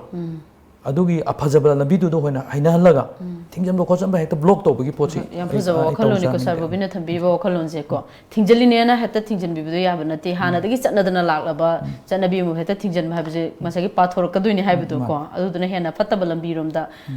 ꯆꯠꯂꯛꯀꯅꯦꯕ ꯅꯠꯇ꯭ꯔꯥ ꯍꯦꯟꯅ ꯀꯥ ꯍꯦꯟꯅ ꯅꯨꯡꯉꯥꯏꯊꯣꯛꯏꯅꯦꯅ ꯍꯥꯟꯅ ꯑꯣꯚꯔ ꯑꯦꯛꯁꯔꯁꯥꯏꯁ ꯇꯧꯗ꯭ꯔ ꯂꯣꯏꯔꯦ ꯅꯠꯇ꯭ꯔꯒ ꯋꯥꯈꯜ ꯈꯟꯊꯔꯒ ꯒ꯭ꯌꯥꯟ ꯇꯥꯅ ꯑꯗꯨꯒ ꯋꯥꯔꯤꯁꯨ ꯌꯥꯝ ꯅꯨꯡꯉꯥꯏꯔꯦ ꯁꯥꯔ ꯕꯣꯕꯤꯟ ꯏꯁꯩ ꯆꯠꯄ ꯃꯇꯝꯗ ꯃꯌꯥꯝꯅ ꯈ꯭ꯋꯥꯏꯗꯒꯤ ꯌꯥꯝꯅ ꯈꯟꯕꯂꯛꯄ ꯁ꯭ꯇꯦꯖꯇ ꯈꯜꯂꯛꯄ ꯏꯁꯩꯁꯦ ꯀꯔꯝꯕ ꯏꯁꯩ ꯑꯣꯏꯕꯤꯕꯒꯦ ꯍꯣꯏ ꯏꯁꯩꯁꯤꯗꯤ ꯑꯩꯈꯣꯏ ꯃꯇꯝ ꯃꯇꯝꯒꯤ ꯑꯗꯨꯝ ꯃꯥꯒꯤ ꯁꯤꯖꯟꯒꯤ ꯑꯃꯃꯝ ꯑꯗꯨꯝ ꯄꯨꯊꯣꯛꯄꯅꯤꯅ ꯈ꯭ꯋꯥꯏ ꯂꯦꯇꯦꯁ ꯏꯁꯩꯁꯤꯡꯗꯨꯅꯕꯨꯗꯤ ꯑꯗꯨꯝ ꯈꯟꯕꯤ ꯃꯇꯝ ꯃꯇꯝꯗꯨꯒꯤ ꯑꯗꯨꯕꯨ ꯃꯌꯥꯝꯗꯨꯒꯤ ꯆꯥꯡꯆꯠꯇ ꯁꯨꯝ ꯑꯩꯅ ꯁꯨꯝ ꯌꯦꯡꯖꯔꯛꯄꯗ ꯍꯧꯖꯤꯛꯐꯥꯎꯗ ꯑꯩꯅ ꯌꯥꯝꯅ ꯅꯨꯡꯉꯥꯏꯖꯕ ꯈꯟꯖꯕꯁꯤ ꯑꯩꯈꯣꯏꯒꯤ ꯌꯨ ꯍꯥꯏꯔꯤꯕ ꯏꯁꯩꯁꯤꯗꯤ ꯌꯥꯝ ꯊꯤꯅꯗꯤ ꯀꯨꯏꯔꯦ ꯏꯁꯩꯁꯤ ꯑꯍꯥꯟꯕ ꯀꯦꯁꯦꯠ ꯑꯣꯗꯤꯑꯣ ꯑꯣꯏꯅ ꯑꯃꯨꯛ ꯐꯣꯡꯉ ꯃꯇꯨꯡꯗ ꯑꯦꯜꯕꯝ ꯑꯃꯨꯛ ꯅꯝꯃꯦ ꯑꯗꯨꯗꯒꯤ ꯑꯃꯨꯛ ꯐꯤꯂꯝꯗ ꯑꯃꯨꯛ ꯍꯥꯞꯄꯦ ꯑꯗꯨꯕꯨ ꯑꯩꯅ ꯁꯨꯝ ꯅꯨꯡꯁꯤꯖꯕꯗ ꯁꯤꯒꯤ ꯏꯁꯩꯁꯤꯗꯤ ꯍꯧꯖꯤꯛꯐꯥꯎꯁꯨ ꯑꯗꯨꯝ ꯈꯟꯕꯤꯔꯤ ꯑꯗꯣ ꯑꯩꯅꯕꯨꯗꯤ ꯑꯅꯧꯕꯗꯤ ꯁꯛꯆꯅꯤꯡꯕ ꯑꯩꯈꯣꯏ ꯏꯁꯩꯁꯦ ꯅꯣꯡꯃꯗ ꯏꯁꯩ 3 ꯅꯠꯇ꯭ꯔꯒ 4 ꯅꯠꯇ꯭ꯔꯒ 5 ꯃꯦꯛꯁꯤꯃꯝꯗ ꯑꯗꯨꯃꯥꯏꯅ ꯌꯥꯝ ꯍꯦꯟꯕ ꯀꯂꯥꯀꯥꯔꯁꯤꯡꯅ ꯏꯁꯩ ꯌꯥꯝ ꯁꯛꯄꯒꯤ ꯈꯨꯗꯣꯡꯆꯥꯕ ꯀꯩꯁꯨ ꯂꯩꯇꯦ ꯑꯗꯨꯒ ꯃꯔꯛꯁꯤꯗꯗꯤ ꯏꯁꯩꯁꯦ ꯁꯨꯝ ꯑꯅꯧꯕꯗꯤ ꯁꯨꯝ ꯁꯛꯅꯤꯡꯕ ꯑꯗꯨꯕꯨ ꯃꯌꯥꯝꯅ ꯅꯨꯡꯁꯤꯕꯤꯗꯅ ꯑꯗꯨꯝ ꯌꯥꯝ ꯈꯟꯕꯤꯕ ꯏꯁꯩꯁꯦ ꯑꯩꯈꯣꯏ ꯁꯟ ꯆꯪꯉꯤꯁꯤꯁꯨ ꯑꯗꯨꯝ ꯑꯣꯏꯕꯤ ꯁꯟ ꯆꯪꯉꯤ ꯑꯗꯣ ꯑꯩꯒꯤꯗꯤ ꯑꯌꯥꯝꯕꯅ ꯁꯨꯝ ꯔꯣꯃꯦꯟꯇꯤꯛ ꯏꯁꯩꯗ ꯌꯥꯝ ꯍꯦꯟꯅ ꯑꯩꯅ ꯁꯨꯝ ꯑꯗꯨꯒꯤ ꯁꯛꯆꯅꯤꯡꯕꯁꯨ ꯁꯨꯝ ꯂꯩꯖꯈꯤ ꯑꯗꯨꯕꯨ ꯈꯜꯂꯛꯄꯁꯦ ꯑꯗꯨꯒ ꯀꯩꯅꯣꯒꯤ ꯏꯁꯩ ꯈꯨꯖꯤꯟꯅ ꯁꯤꯈꯟꯕꯤ ꯍꯥꯏꯕ ꯏꯁꯩꯁꯤꯁꯨ ꯑꯗꯨꯝ ꯈꯟꯕꯤꯔꯛꯄꯗꯗꯤ ꯑꯗꯨꯃꯛ ꯌꯥꯎꯋꯦ ꯅꯪꯒꯤ ꯃꯥꯏꯊꯣꯡꯗꯨꯗ ꯅꯠꯇꯦ ꯑꯩꯅ ꯉꯥꯎꯔꯤꯕ ꯅꯪꯒꯤ ꯊꯃꯣꯏꯗꯨꯗꯅꯤ ꯍꯥꯏꯕ ꯏꯁꯩ ꯈꯔꯁꯦ ꯑꯗꯨꯝ ꯃꯌꯥꯝꯅ ꯑꯗꯨꯝ ꯈꯟꯕꯤꯕꯗꯤ ꯑꯣꯏ ꯃꯇꯝ ꯃꯇꯝꯒꯤ ꯊꯣꯛꯂꯛꯄꯗꯨꯅ ꯑꯃ ꯑꯣꯏꯈ꯭ꯔꯒ ꯑꯗꯨꯝ ꯏꯁꯩꯁꯦ ꯑꯗꯨꯝ ꯀꯨꯏꯔꯐꯥꯎꯗ ꯑꯗꯨꯝ ꯍꯧꯖꯤꯛꯐꯥꯎ ꯑꯗꯨꯝ ꯈꯟꯕꯤꯕꯁꯤꯗꯤ ꯏꯁꯩ ꯈꯔꯁꯤꯅ ꯃꯌꯥꯝꯅ ꯌꯥꯝꯅ ꯄꯥꯝꯅꯅ ꯈꯜꯂꯤꯕ ꯏꯁꯩꯗꯣ ꯚ꯭ꯌꯨꯋꯔꯁꯅꯁꯨ ꯑꯄꯥꯝꯕ ꯑꯣꯏꯗꯣꯏꯅꯦꯕꯀꯣ ꯏꯁꯩꯗꯣ ꯃꯇꯦꯛ ꯑꯃꯇꯪ ꯈꯨꯗꯣꯜ ꯇꯝꯕꯤꯔꯝꯃꯨ ꯅꯪꯅ ꯊꯃꯣꯏꯗ ꯆꯤꯛꯈꯤꯕ ꯌꯥꯈꯨꯟ ꯃꯃꯤꯗꯨ ꯇꯥꯔꯤ ꯅꯪꯅ ꯅꯥꯒꯟꯗ ꯈꯣꯠꯈꯤꯕ ꯈꯨꯖꯤꯟ ꯃꯃꯤꯗꯣ ꯃꯨꯠꯇ꯭ꯔꯤꯌꯦ ꯈꯨꯖꯤꯅ ꯁꯤꯀꯟꯕꯤ ꯀꯤꯟꯅ ꯍꯦꯛꯇ ꯁꯨꯒꯟꯕꯤ ꯀꯥꯎꯔꯒꯦ ꯈꯜꯂꯤ ꯑꯩꯅ ꯆꯥꯝꯃꯔꯛ ꯍꯟꯅ ꯅꯪꯕꯨ ꯀꯥꯎ ꯍꯥꯏꯕ ꯌꯥꯗꯔꯦ ꯍꯛꯆꯥꯡꯒꯤ ꯀꯌꯥꯠ ꯄꯨꯝꯕꯅ ꯅꯪꯅ ꯊꯃꯣꯏꯗ ꯆꯤꯛꯈꯤꯕ ꯌꯥꯈꯨꯟ ꯃꯃꯤꯗꯨ ꯇꯥꯔꯤ ꯅꯪꯅ ꯅꯥꯒꯟꯗ ꯈꯣꯠꯈꯤꯕ ꯈꯨꯖꯤꯟ ꯃꯃꯤꯗꯣ ꯃꯨꯠꯇ꯭ꯔꯤꯌꯦ ꯌꯥꯝ ꯅꯨꯡꯉꯥꯏꯖꯩ ꯏꯁꯩꯁꯤꯁꯨ ꯂꯣꯏꯁꯤꯜꯂꯛꯄꯗ ꯑꯩꯈꯣꯏꯒꯤ ꯇꯣꯝꯒꯤ ꯋꯥꯍꯪ ꯑꯗꯣꯝꯒꯤ ꯄꯥꯎꯈꯨꯝ ꯍꯥꯏꯅ ꯑꯃ ꯂꯩꯖꯔꯤ ꯃꯁꯤꯒꯤ ꯋꯥꯍꯪ ꯈꯤꯇꯪ ꯍꯪꯖꯔꯛꯀꯦꯀꯣ ꯑꯍꯥꯟꯕꯗ ꯅꯨꯡꯁꯤꯕꯁꯤ ꯀꯔꯤꯅꯤ ꯍꯥꯏꯅ ꯈꯟꯕꯤ ꯃꯁꯤ ꯑꯩꯗꯤ ꯊꯥꯖꯕꯅꯤ ꯍꯥꯏꯅ ꯊꯝꯖꯒꯦ ꯍꯣꯏ ꯑꯗꯨꯒ ꯄꯨꯟꯁꯤꯁꯦ ꯀꯔꯤꯅꯤ ꯍꯥꯏꯅ ꯂꯧꯕꯤꯕꯒꯦ ꯄꯨꯟꯁꯤꯁꯦ ꯑꯩꯈꯣꯏꯁꯦ ꯃꯦꯁꯦꯟꯖꯔꯅꯦꯅ ꯍꯥꯏꯅꯤꯡꯉꯤ ꯑꯩꯈꯣꯏꯁꯦ ꯄꯨꯟꯁꯤꯁꯤꯗ ꯑꯩꯈꯣꯏꯁꯦ ꯀꯔꯤꯒꯨꯝꯕ ꯈꯔ ꯇꯧꯔꯁꯨ ꯍꯥꯏꯅ ꯏꯁꯣꯔꯅ ꯊꯥꯔꯛꯄꯅꯦꯅ ꯊꯝꯖꯒꯦ ꯍꯣꯏ ꯁꯥꯔ ꯕꯣꯕꯤꯟꯁꯦ ꯍꯦꯛ ꯇꯨꯝ ꯍꯧꯒꯠꯂꯛꯄꯗ ꯅꯨꯄꯤ ꯑꯃ ꯑꯣꯏꯅ ꯍꯧꯒꯠꯂꯛꯑꯦꯕ ꯑꯗꯨ ꯏꯍꯥꯟ ꯍꯥꯟꯅ ꯀꯩ ꯊꯕꯛ ꯇꯧꯕꯤꯒꯅꯤ ꯑꯍꯥꯟꯕꯗ ꯑꯩ ꯏꯔꯨ ꯂꯨꯖꯊꯣꯛꯀꯅꯤ ꯂꯤꯔꯤꯛꯁꯀ ꯁꯤꯡꯒꯔꯒꯁꯦ ꯑꯃ ꯈꯜꯂꯣ ꯍꯥꯏꯔꯒꯗꯤ ꯀꯔꯝꯕ ꯈꯟꯕꯤꯒꯅꯤ ꯑꯃꯇꯪ ꯑꯣꯏꯌꯣꯅ ꯍꯥꯏ ꯑꯅꯤꯗꯤ ꯌꯥꯗ꯭ꯔꯕ ꯑꯗꯨ ꯑꯣꯏꯇꯥꯔꯗꯤ ꯑꯩ ꯁꯤꯡꯒꯔ ꯑꯣꯏꯅ ꯈꯟꯖꯔꯒꯦ ꯏꯁꯥ ꯁꯤꯡꯒꯔ ꯑꯣꯏꯔꯅꯤ ꯑꯗꯨꯒ ꯍꯧꯖꯤꯛ ꯁꯥꯔ ꯕꯣꯕꯤꯟꯁꯦ CM ꯑꯣꯏꯌꯦꯅ ꯂꯧꯔꯒ CM ꯑꯣꯏꯇꯥꯔꯗꯤ ꯏꯍꯥꯟ ꯍꯥꯟꯕꯗ ꯀꯔꯤ ꯊꯕꯛ ꯇꯧꯒꯅꯤ ꯀꯔꯤꯒꯨꯝꯕ ꯁꯤꯒꯤ ꯈꯨꯗꯣꯡꯆꯥꯕꯁꯤ ꯐꯪꯉꯦ ꯍꯥꯏꯅ ꯈꯜꯂꯒꯗꯤ ꯑꯩ ꯑꯍꯥꯟꯕꯗ ꯑꯩꯒꯤ ꯐꯥꯔꯁ ꯇꯥꯔꯒꯦꯠꯁꯤ ꯑꯩꯈꯣꯏꯒꯤ ꯏꯔꯝꯗꯝꯁꯤꯒꯤ ꯑꯩꯒꯤ ꯏꯟꯇꯤꯒ꯭ꯔꯦꯁꯟꯁꯦ ꯍꯥꯟꯅ ꯑꯩꯈꯣꯏ ꯂꯝꯗꯝꯁꯤꯒꯤ ꯃꯅꯤꯄꯨꯔꯒꯤ ꯑꯩꯈꯣꯏꯒꯤ ꯑꯄꯨꯟꯕꯒꯤ ꯁꯛꯇꯝꯁꯤꯃ ꯍꯥꯟꯅ ꯁꯥꯒꯠꯅꯕꯒꯤ ꯄꯣꯠꯁꯤꯃ ꯈꯛꯇ ꯑꯩ ꯑꯍꯥꯟꯕ ꯑꯣꯏꯅ ꯑꯩ ꯄꯥꯏꯈꯠꯆꯒꯦꯅ ꯈꯟꯖꯒꯅꯤ ꯌꯥꯝ ꯅꯨꯡꯉꯥꯏꯖꯩꯀꯣ ꯌꯥꯎꯁꯪꯗ ꯁꯦꯜ ꯊꯠꯄꯁꯤꯒ ꯊꯥꯕꯜ ꯆꯣꯡꯕꯁꯤꯒ ꯀꯔꯝꯕꯅ ꯍꯦꯟꯅ ꯄꯥꯝꯕꯤ ꯃꯁꯤ ꯑꯩꯗꯤ ꯊꯥꯕꯜ ꯆꯣꯡꯕꯁꯤꯅ ꯍꯦꯟꯅ ꯄꯥꯝꯖꯩ ꯍꯣꯏ ꯁꯥꯔ ꯕꯣꯕꯤꯟꯒꯤ ꯃꯔꯝꯗꯀꯣ ꯑꯩꯈꯣꯏ ꯃꯌꯥꯝꯅ ꯈꯪꯗꯕ ꯁꯥꯔ ꯕꯣꯕꯤꯟ ꯃꯇꯣꯝꯗ ꯈꯪꯕꯁꯦ ꯀꯔꯤ ꯑꯣꯏꯖꯥꯠꯅꯣ ꯑꯦꯛꯖꯦꯛꯂꯤ ꯍꯥꯏꯕꯗꯤ ꯉꯝꯗ꯭ꯔꯦ ꯑꯗꯣ ꯑꯩ ꯑꯣꯏꯅ ꯀꯣꯠꯂꯤ ꯑꯩ ꯂꯦꯐ ꯍꯦꯟꯗꯦꯗꯅꯤ ꯁꯤ ꯃꯌꯥꯝ ꯈꯔ ꯈꯪꯗꯕ ꯈꯔ ꯌꯥꯎꯔꯝꯒꯅꯤ ꯈꯟꯖꯩ ꯈꯪꯗꯦ ꯑꯩꯈꯣꯏꯁꯨ ꯉꯁꯤ ꯈꯪꯖꯩ ꯌꯥꯝ ꯅꯨꯡꯉꯥꯏꯖꯩ ꯑꯣꯏꯅ ꯏꯖꯩ ꯑꯩ ꯑꯣꯏꯅ ꯌꯥꯎꯁꯪꯒꯤ ꯑꯣꯏꯕ ꯄꯥꯎꯖꯦꯜꯁꯦ ꯃꯌꯥꯝꯅ ꯑꯝꯇꯪ ꯄꯤꯕꯤꯌꯨ ꯌꯥꯎꯁꯪ ꯀꯨꯝꯍꯩꯁꯤ ꯂꯥꯛꯄꯗ ꯑꯩꯈꯣꯏ ꯏꯔꯝꯗꯝ ꯑꯁꯤꯒꯤ ꯏꯆꯤꯟ ꯏꯅꯥꯎ ꯃꯌꯥꯝ ꯑꯍꯜ ꯂꯃꯟ ꯄꯨꯝꯅꯃꯛ ꯅꯨꯡꯉꯥꯏꯕ ꯌꯥꯏꯐꯕ ꯉꯥꯛꯇ ꯑꯣꯏꯃꯤꯟꯅꯔꯁꯤ ꯑꯗꯨꯒ ꯑꯩꯈꯣꯏ ꯃꯤꯇꯧ ꯇꯝꯕ ꯈꯤꯇꯪ ꯇꯣꯛꯑꯁꯤ ꯍꯥꯏꯖꯒꯦ ꯈ꯭ꯋꯥꯏꯗꯒꯤ ꯅꯨꯡꯁꯤꯕ ꯃꯤꯁꯛꯁꯦ ꯀꯅꯥ ꯑꯩꯒꯤ ꯈ꯭ꯋꯥꯏꯗꯒꯤ ꯅꯨꯡꯁꯤꯕ ꯍꯥꯏꯔꯒꯗꯤ ꯑꯩꯒꯤ ꯐꯦꯃꯤꯂꯤ ꯍꯥꯏꯖꯒꯦ ꯍꯣꯏ ꯌꯥꯝ ꯅꯨꯡꯉꯥꯏꯖꯩ ꯏꯁꯥꯒꯤ ꯍꯥꯏꯠ ꯑꯩ 5.5 ꯈ꯭ꯋꯥꯏꯗꯒꯤ ꯄꯥꯝꯖꯕ ꯀꯂꯔ white and green ꯐꯤꯂꯝꯗꯤ ꯀꯨꯝꯕꯤꯔꯣꯏ ꯍꯥꯏ ꯑꯗꯣ ꯀꯩꯒꯨꯝꯕ ꯑꯦꯟꯖꯦꯂꯤꯅꯥ ꯖꯣꯂꯤꯅ ꯐꯤꯂꯝ ꯀꯨꯝꯃꯤꯟꯅꯁꯤ ꯀꯥꯏ ꯂꯥꯛꯑꯒꯗꯤ ꯀꯨꯝꯃꯤꯟꯅꯒꯗ꯭ꯔꯥ ꯑꯗꯨ ꯃꯇꯥꯡꯗꯨꯕꯨꯗꯤ ꯑꯩ ꯍꯥꯏꯖꯈꯤꯕꯗꯨꯅꯦ ꯃꯗꯨꯒꯤ ꯁꯨꯝ ꯋꯥꯔꯤ ꯅꯨꯡꯉꯥꯏꯅꯕꯒꯤ ꯅꯠꯆꯗꯕ ꯑꯩ ꯁꯣꯔꯤ ꯍꯥꯏꯖꯒꯅꯤ ꯑꯗꯨ ꯌꯥꯝ ꯅꯨꯡꯉꯥꯏꯖꯩ ꯑꯗꯨꯒ ꯌꯥꯝ ꯄꯥꯝꯖꯕ ꯏꯟꯁꯥꯡꯁꯤꯅ ꯀꯔꯝꯕ ꯏꯟꯁꯥꯡ ꯑꯣꯏꯕꯤꯒꯦ ꯏꯟꯁꯥꯡꯁꯦ ꯑꯩ ꯏꯔꯣꯝꯕ ꯌꯥꯝ ꯄꯥꯝꯖꯩ ꯐꯣꯔꯃꯦꯜ ꯗ꯭ꯔꯦꯁꯀ ꯀꯦꯖꯨꯋꯦꯜ ꯗ꯭ꯔꯦꯁꯀꯁꯦ ꯀꯔꯝꯕꯅ ꯍꯦꯟꯅ ꯊꯃꯣꯏꯅ ꯈꯣꯏꯗꯥꯅ ꯁꯦꯠꯄꯤꯕ ꯑꯁꯤꯃꯗꯤ ꯑꯩ ꯀꯦꯖꯨꯋꯦꯜꯗꯗꯤ ꯈꯤꯇꯪ ꯍꯦꯟꯅ ꯄꯥꯝꯖꯩ ꯌꯥꯝ ꯅꯨꯡꯉꯥꯏꯖꯩ ꯂꯣꯏꯁꯤꯜꯂꯛꯄꯗ ꯑꯩꯈꯣꯏꯒꯤ ꯂꯝꯗꯝꯁꯤꯒꯤ ꯄ꯭ꯔꯖꯥ ꯑꯃ ꯑꯣꯏꯅ ꯁꯩꯁꯛꯄ ꯑꯃ ꯑꯣꯏꯅ ꯏꯔꯝꯗꯝꯁꯤꯗ ꯂꯩꯔꯤꯕ ꯄ꯭ꯔꯖꯥꯁꯤꯡꯗ ꯀꯔꯤ ꯀꯔꯤ ꯃꯦꯁꯦꯖ ꯄꯤꯕꯤꯅꯤꯡꯕꯒꯦ ꯏꯔꯝꯗꯝꯁꯤꯒꯤ ꯏꯆꯤꯟ ꯏꯅꯥꯎ ꯈꯨꯗꯤꯡꯃꯛ ꯂꯥꯏ ꯒ꯭ꯔꯨꯞ ꯄꯨꯝꯅꯃꯛꯇ ꯑꯩꯈꯣꯏ ꯍꯧꯖꯤꯛ ꯇꯨꯡꯒꯤ ꯃꯤꯔꯣꯜꯒꯤ ꯈꯜꯂꯒ ꯑꯩꯈꯣꯏ ꯊꯕꯛ ꯇꯧꯕ ꯍꯧꯔꯁꯤ ꯑꯩꯈꯣꯏ ꯃꯤꯀꯞ ꯊꯣꯛꯑꯁꯤ ꯍꯥꯏꯕ ꯋꯥꯈꯜꯂꯣꯟꯁꯤ ꯊꯝꯖꯩ ꯁꯥꯔ ꯕꯣꯕꯤꯟꯒꯤ ꯃꯦꯁꯦꯖꯁꯦ ꯌꯥꯝ ꯐꯖꯕ ꯃꯦꯁꯦꯖꯅꯤꯀꯣ ꯃꯌꯥꯝꯗ ꯌꯥꯝ ꯀꯥꯟꯅꯒꯕ ꯑꯗꯨꯝꯕ ꯃꯦꯁꯦꯖꯅꯤ ꯁꯥꯔ ꯕꯣꯕꯤꯟꯅ ꯁꯛꯄ ꯏꯁꯩꯗ ꯃꯌꯥꯝꯅ ꯌꯥꯝ ꯄꯥꯝꯅꯕ ꯏꯁꯩ ꯑꯃ ꯂꯩꯔꯤꯕꯀꯣ ꯃꯄꯥ ꯂꯩꯇ꯭ꯔꯕ ꯃꯆꯥꯁꯦ ꯃꯃꯥ ꯀꯥꯏꯅꯔꯕ ꯑꯉꯥꯡꯁꯦ ꯍꯥꯏꯔꯤꯕ ꯏꯁꯩꯁꯦ ꯀꯔꯤ ꯋꯥꯈꯜꯂꯣꯟꯗꯒꯤ ꯁꯛꯄꯤꯈꯤꯕꯅꯣ ꯃꯁꯤ ꯏꯁꯩꯁꯦ ꯈꯨꯗꯣꯜ ꯑꯃꯇꯪ ꯇꯝꯕꯤꯌꯨ ꯑꯩ ꯁꯛꯆꯒꯦ ꯇꯁꯦꯡꯅ ꯃꯁꯤꯒꯤ ꯏꯁꯩꯁꯤ ꯑꯩꯈꯣꯏꯒꯤ ꯉꯁꯥꯏꯒꯤ ꯑꯩꯈꯣꯏꯒꯤ ꯅꯤꯁꯥꯒꯤ ꯄꯥꯛꯇ ꯂꯨꯞꯈ꯭ꯔꯕ ꯑꯩꯈꯣꯏ ꯃꯄꯥ ꯃꯃꯥꯁꯤꯡ ꯃꯈꯣꯏꯅ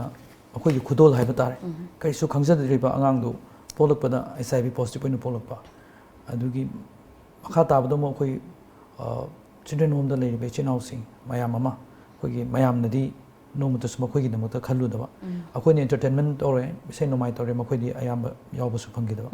ꯑꯗꯨ ꯃꯇꯝꯗꯨꯗ ꯑꯩꯅ ꯏꯁꯩꯁꯤ ꯀꯝꯄꯣꯖ ꯇꯧꯔꯕ ꯃꯇꯨꯡ ꯑꯩꯒꯤ ꯕꯣꯔꯗꯇ ꯏꯁꯩ ꯑꯃ ꯄꯥꯡꯊꯣꯛꯆꯒꯦ ꯑꯩꯈꯣꯏꯒꯤ ꯔꯥꯜ ꯀꯔꯤꯅꯣ ꯍꯥꯏꯅ ꯍꯥꯏꯔꯤꯕ ꯏꯁꯩꯁꯤ ꯑꯩꯅ ꯆꯤꯜꯗ꯭ꯔꯦꯟ ꯍꯣꯝꯁꯤꯡ ꯃꯅꯤꯄꯨꯔꯗ ꯂꯩꯔꯤꯕ ꯃꯐꯝ ꯁꯦꯟꯇꯔ 3-4ꯗꯒꯤ ꯑꯩꯒꯤ ꯁꯥꯇ꯭ꯔ ꯍꯥꯏꯖꯕ ꯇꯥꯔꯦ ꯑꯩꯅ ꯁꯦꯟꯇꯔꯗꯨꯗ ꯆꯠꯂꯒ ꯇꯝꯕꯤꯔꯒ ꯑꯉꯥꯡꯁꯤꯡꯗꯨ ꯑꯗꯨꯃꯥꯏꯅ ꯕꯣꯔꯗꯇ ꯃꯈꯣꯏ ꯁꯛꯈꯤ ꯍꯧꯖꯤꯛ ꯍꯥꯏꯔꯤꯕ ꯏꯁꯩꯁꯦ ꯇꯁꯦꯡꯅ ꯑꯩꯈꯣꯏꯅ ꯍꯧꯖꯤꯛ ꯃꯌꯥꯝ ꯑꯃꯁꯨ ꯍꯧꯖꯤꯛꯇꯤ ꯌꯥꯝ ꯊꯣꯛꯄꯤꯔꯛꯑꯦ ꯑꯩꯈꯣꯏꯒꯤ ꯁꯤꯒꯨꯝꯕ ꯑꯩꯈꯣꯏꯒꯤ ꯏꯆꯤꯟ ꯏꯅꯥꯎ ꯃꯌꯥꯝ ꯑꯃ ꯃꯈꯣꯏꯒꯤꯗꯃꯛꯇꯁꯨ ꯋꯥꯈꯜ ꯊꯥꯗꯕꯤꯕ ꯃꯌꯥꯝ ꯑꯃꯁꯨ ꯂꯩꯔꯦ ꯑꯗꯨꯃꯥꯏꯅ ꯑꯩꯁꯨ ꯏꯁꯩꯅ ꯑꯩꯒꯤ ꯃꯈꯣꯏꯒꯤꯗꯃꯛꯇꯁꯨ ꯀꯔꯤꯃꯛꯇꯪ ꯇꯧꯕ ꯉꯝꯖꯒꯗ꯭ꯔꯥ ꯍꯥꯏꯅ ꯃꯌꯥꯝꯅ ꯃꯈꯣꯏꯕꯨ ꯅꯨꯡꯁꯤꯕꯤꯅꯕ ꯑꯗꯒꯤ ꯂꯥꯟꯅ ꯂꯧꯕꯤꯗꯅꯕ ꯑꯗꯒꯤ ꯁꯣꯁꯥꯏꯇꯤꯒꯤ ꯁ꯭ꯇꯤꯛꯃꯥ ꯂꯩꯈꯤꯕ ꯃꯌꯥꯝ ꯄꯤꯛꯏꯕ ꯑꯉꯥꯡ ꯀꯔꯤꯝꯇ ꯈꯪꯖꯗꯕꯁꯤꯡꯗꯨ ꯑꯗꯨ ꯃꯄꯥ ꯃꯃꯥꯁꯤꯡꯗꯨꯅ ꯃꯣꯏꯅ ꯀꯔꯤꯝꯁꯨ ꯈꯟꯕꯤꯔꯝꯗꯅ ꯃꯣꯏꯅ ꯅꯤꯁꯥꯗ ꯂꯨꯞꯈꯤꯕꯗꯒꯤ ꯑꯗꯨꯒꯨꯝꯕ ꯅꯠꯇꯕ ꯂꯤꯆꯠ ꯆꯠꯂꯨꯕꯗꯒꯤ ꯑꯗꯨꯝꯕ ꯑꯉꯥꯡꯁꯤꯡꯗ ꯄꯤꯍꯧꯕ ꯆꯩꯅꯥꯗꯨ ꯑꯗꯨꯒꯤ ꯅꯨꯡꯉꯥꯏꯖꯗꯕꯗꯨꯒꯤ ꯋꯥꯈꯜꯂꯣꯟꯗ ꯁꯛꯆꯈꯤꯕ ꯏꯁꯩꯅꯤ ꯏꯁꯩꯁꯤ ꯑꯩꯒꯤ ꯏꯌꯥꯝꯕ ꯃꯅꯣꯔꯖꯥ ꯊꯣꯛꯆꯣꯝ ꯃꯍꯥꯛꯀꯤ ꯃꯌꯦꯛꯅꯤ ꯑꯗꯨꯒ ꯑꯩꯈꯣ ꯏꯆꯤꯟ ꯏꯅꯥꯎ ꯑꯩꯈꯣꯏ ꯄꯨꯜꯂꯒ ꯏꯁꯩꯁꯦ ꯁꯦꯝꯖꯈꯤꯕꯅꯤ ꯑꯩ ꯈꯨꯗꯣꯜ ꯇꯝꯖꯒꯦ ꯃꯇꯦꯛ ꯑꯃꯇꯪ ꯅꯦꯅꯥ ꯅꯅ ꯅꯦꯅꯥ ꯅꯦ ꯅꯦꯅꯥ ꯅꯦ ꯅꯅ ꯅꯦꯅꯥ ꯅꯦ ꯅꯦꯅꯥ nana ne na ne na ne ne ne na ne mapa leitraba angang se mamma kainara macha se indo piremiyamna magi maral karino pal jail mapuksida makoi sunungai na hingningi thawai pali makoi su ai koi gunungai na hingningi mahapalaitraba angang se mamma kainara macha se indo piremiyamna magi maral karino